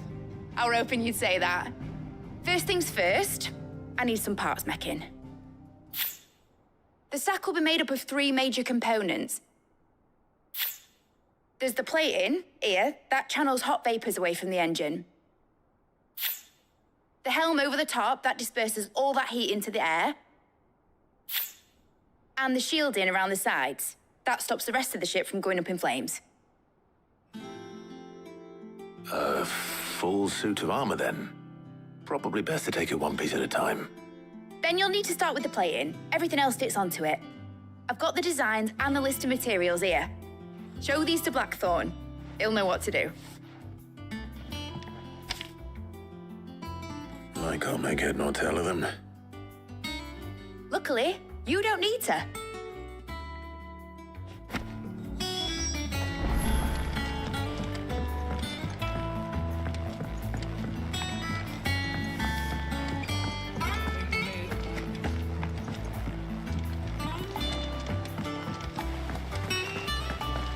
Editors started reading books that don't have any.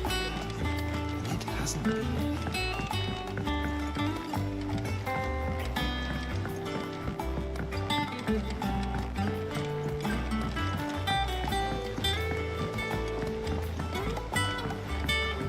I went up to give some breeze to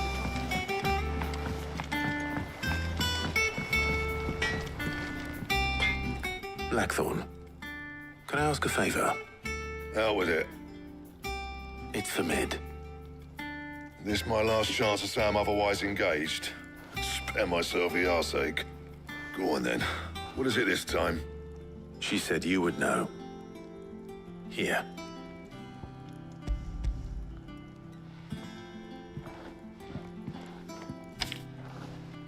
Krieger's teats. Well, I don't know what the hell you'd want this for, but I can make it. Won't be easy, though.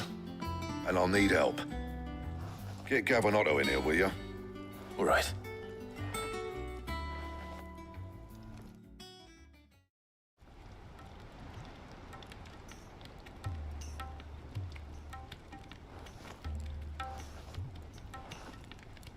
So Mid's roped us all in here again, has she? Typical.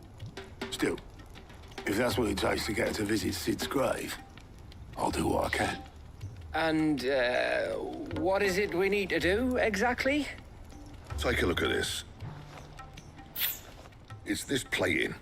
The usual saw grade steel won't work. We need something that can get very hot, very fast, and still keep its shape. That means an alloy. Something that won't break or buckle at the temperatures she's talking about. Which is where you lot come in. I need materials, and I've got my work cut out already. You'll have to fetch them. Now, there's a special kind of sand I'm after that you can only find out in the Velcroy. Stardust, they call it. As for the rest of the stuff, my usual supply should have it in stock. It just needs buying and bringing back here. Well, we'll get it done quicker if we split up. One of us should probably give you an hand collecting the sand. And the other can go and get the rest from this supplier. Right then. Well, make your minds up who's going where, we can get this over with.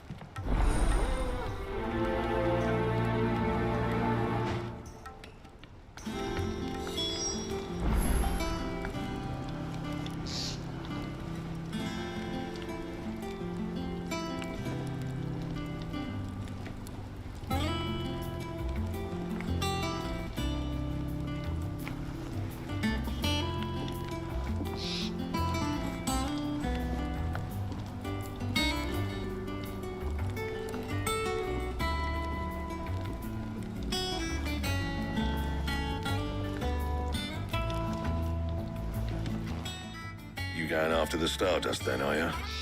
Which one of these two lucky souls is going with you?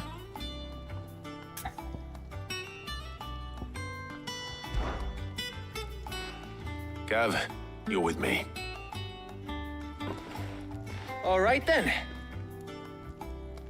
So, where do we find this Stardust stuff? There's a river that runs through the southern reaches of the Velcroy. It's the black sand that washes up on its banks that you're after. Southern reaches of the Velcroy, eh? That's down past Dalamil. I'll go and scout the place out. See about hiring us a wagon to bring the stuff back to. All right. I'll meet you by the river. While you're off having a paddle, I'll pick up the rest of the stuff from Blackthorn's supplier. Take care. You two, eh? Don't go letting them fleece ya. Fleece me? I'd like to see him try. In your own time.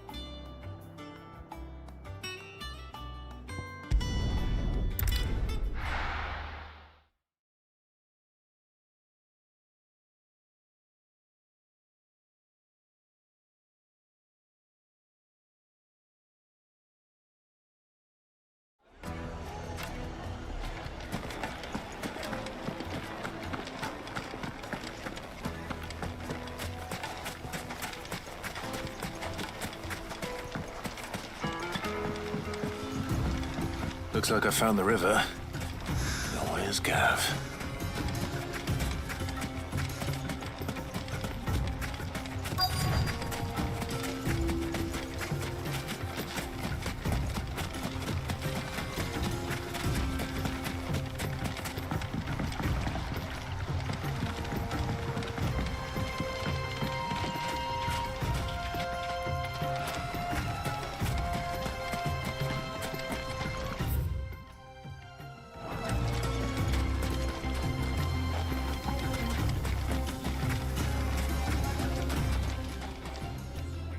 Sorry to keep you, Gav. Better late than never. I've had a quick scout about, and I reckon round here's our best bet if we want to grab as much of this Stardust stuff as we can. Don't know what Blackthorn's planning to do with it, though. I asked over in Dalamil, and they seem to think it was worthless. But if Stardust is what Blackthorn wants, Stardust is what he'll get. There's plenty of the stuff lying about just begging to be bagged. Then let's get bagging, shall we? We shall. Race ya.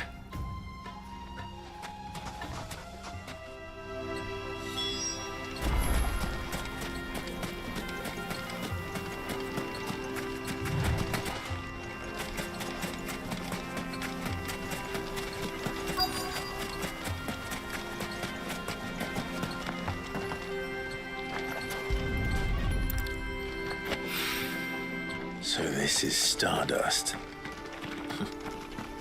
It just looks like black sand to me.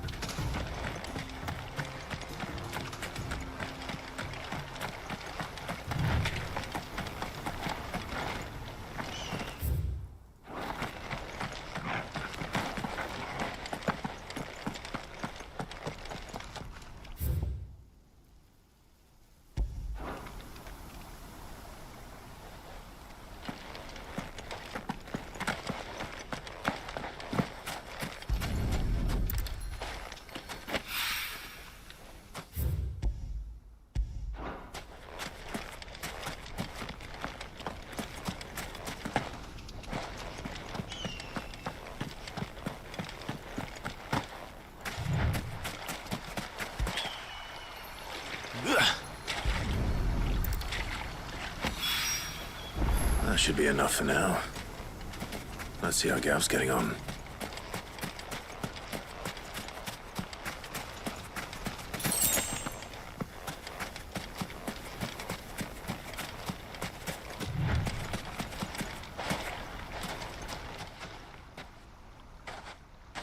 You finished? How much did you get? Enough. I hope.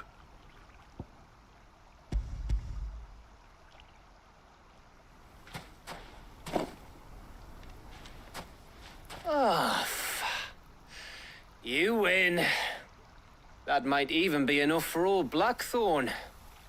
Hey, before we go, do you mind if we have a chat?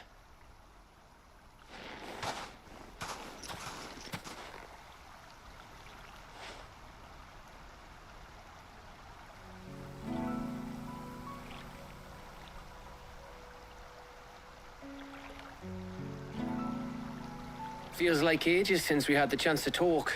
You know, man to man like. It does, doesn't it? Back when you first took Sid's name, we were talking all the time.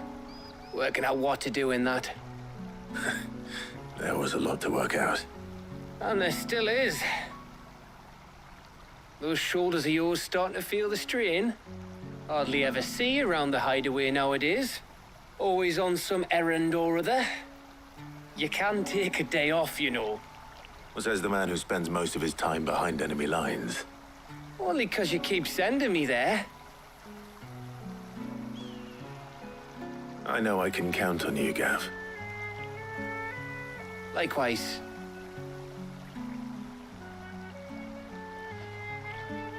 So you keep sending me wherever you need to, and I'll keep going. Safe in the knowledge that I have a home to come back to. Thanks to you.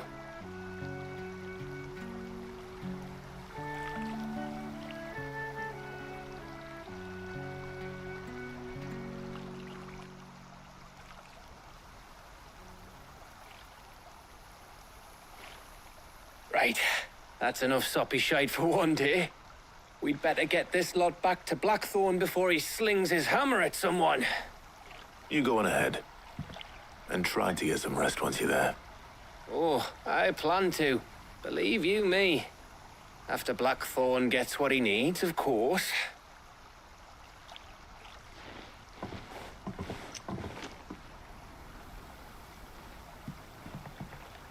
Right. Ready to go home, boy?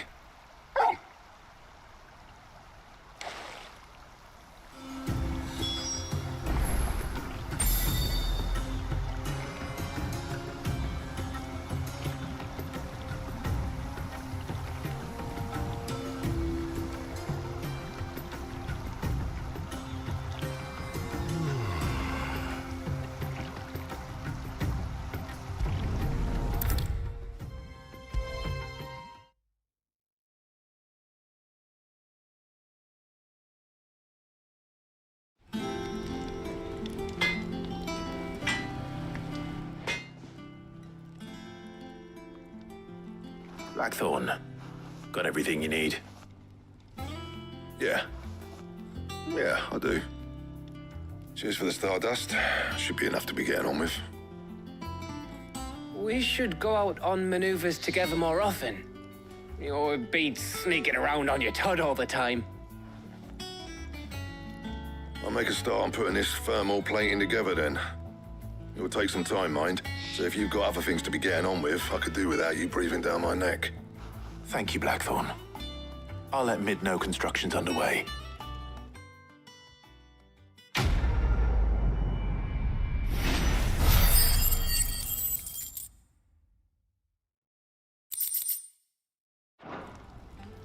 Suppose we'd better be getting back to work too. Give us a shout if you need anything.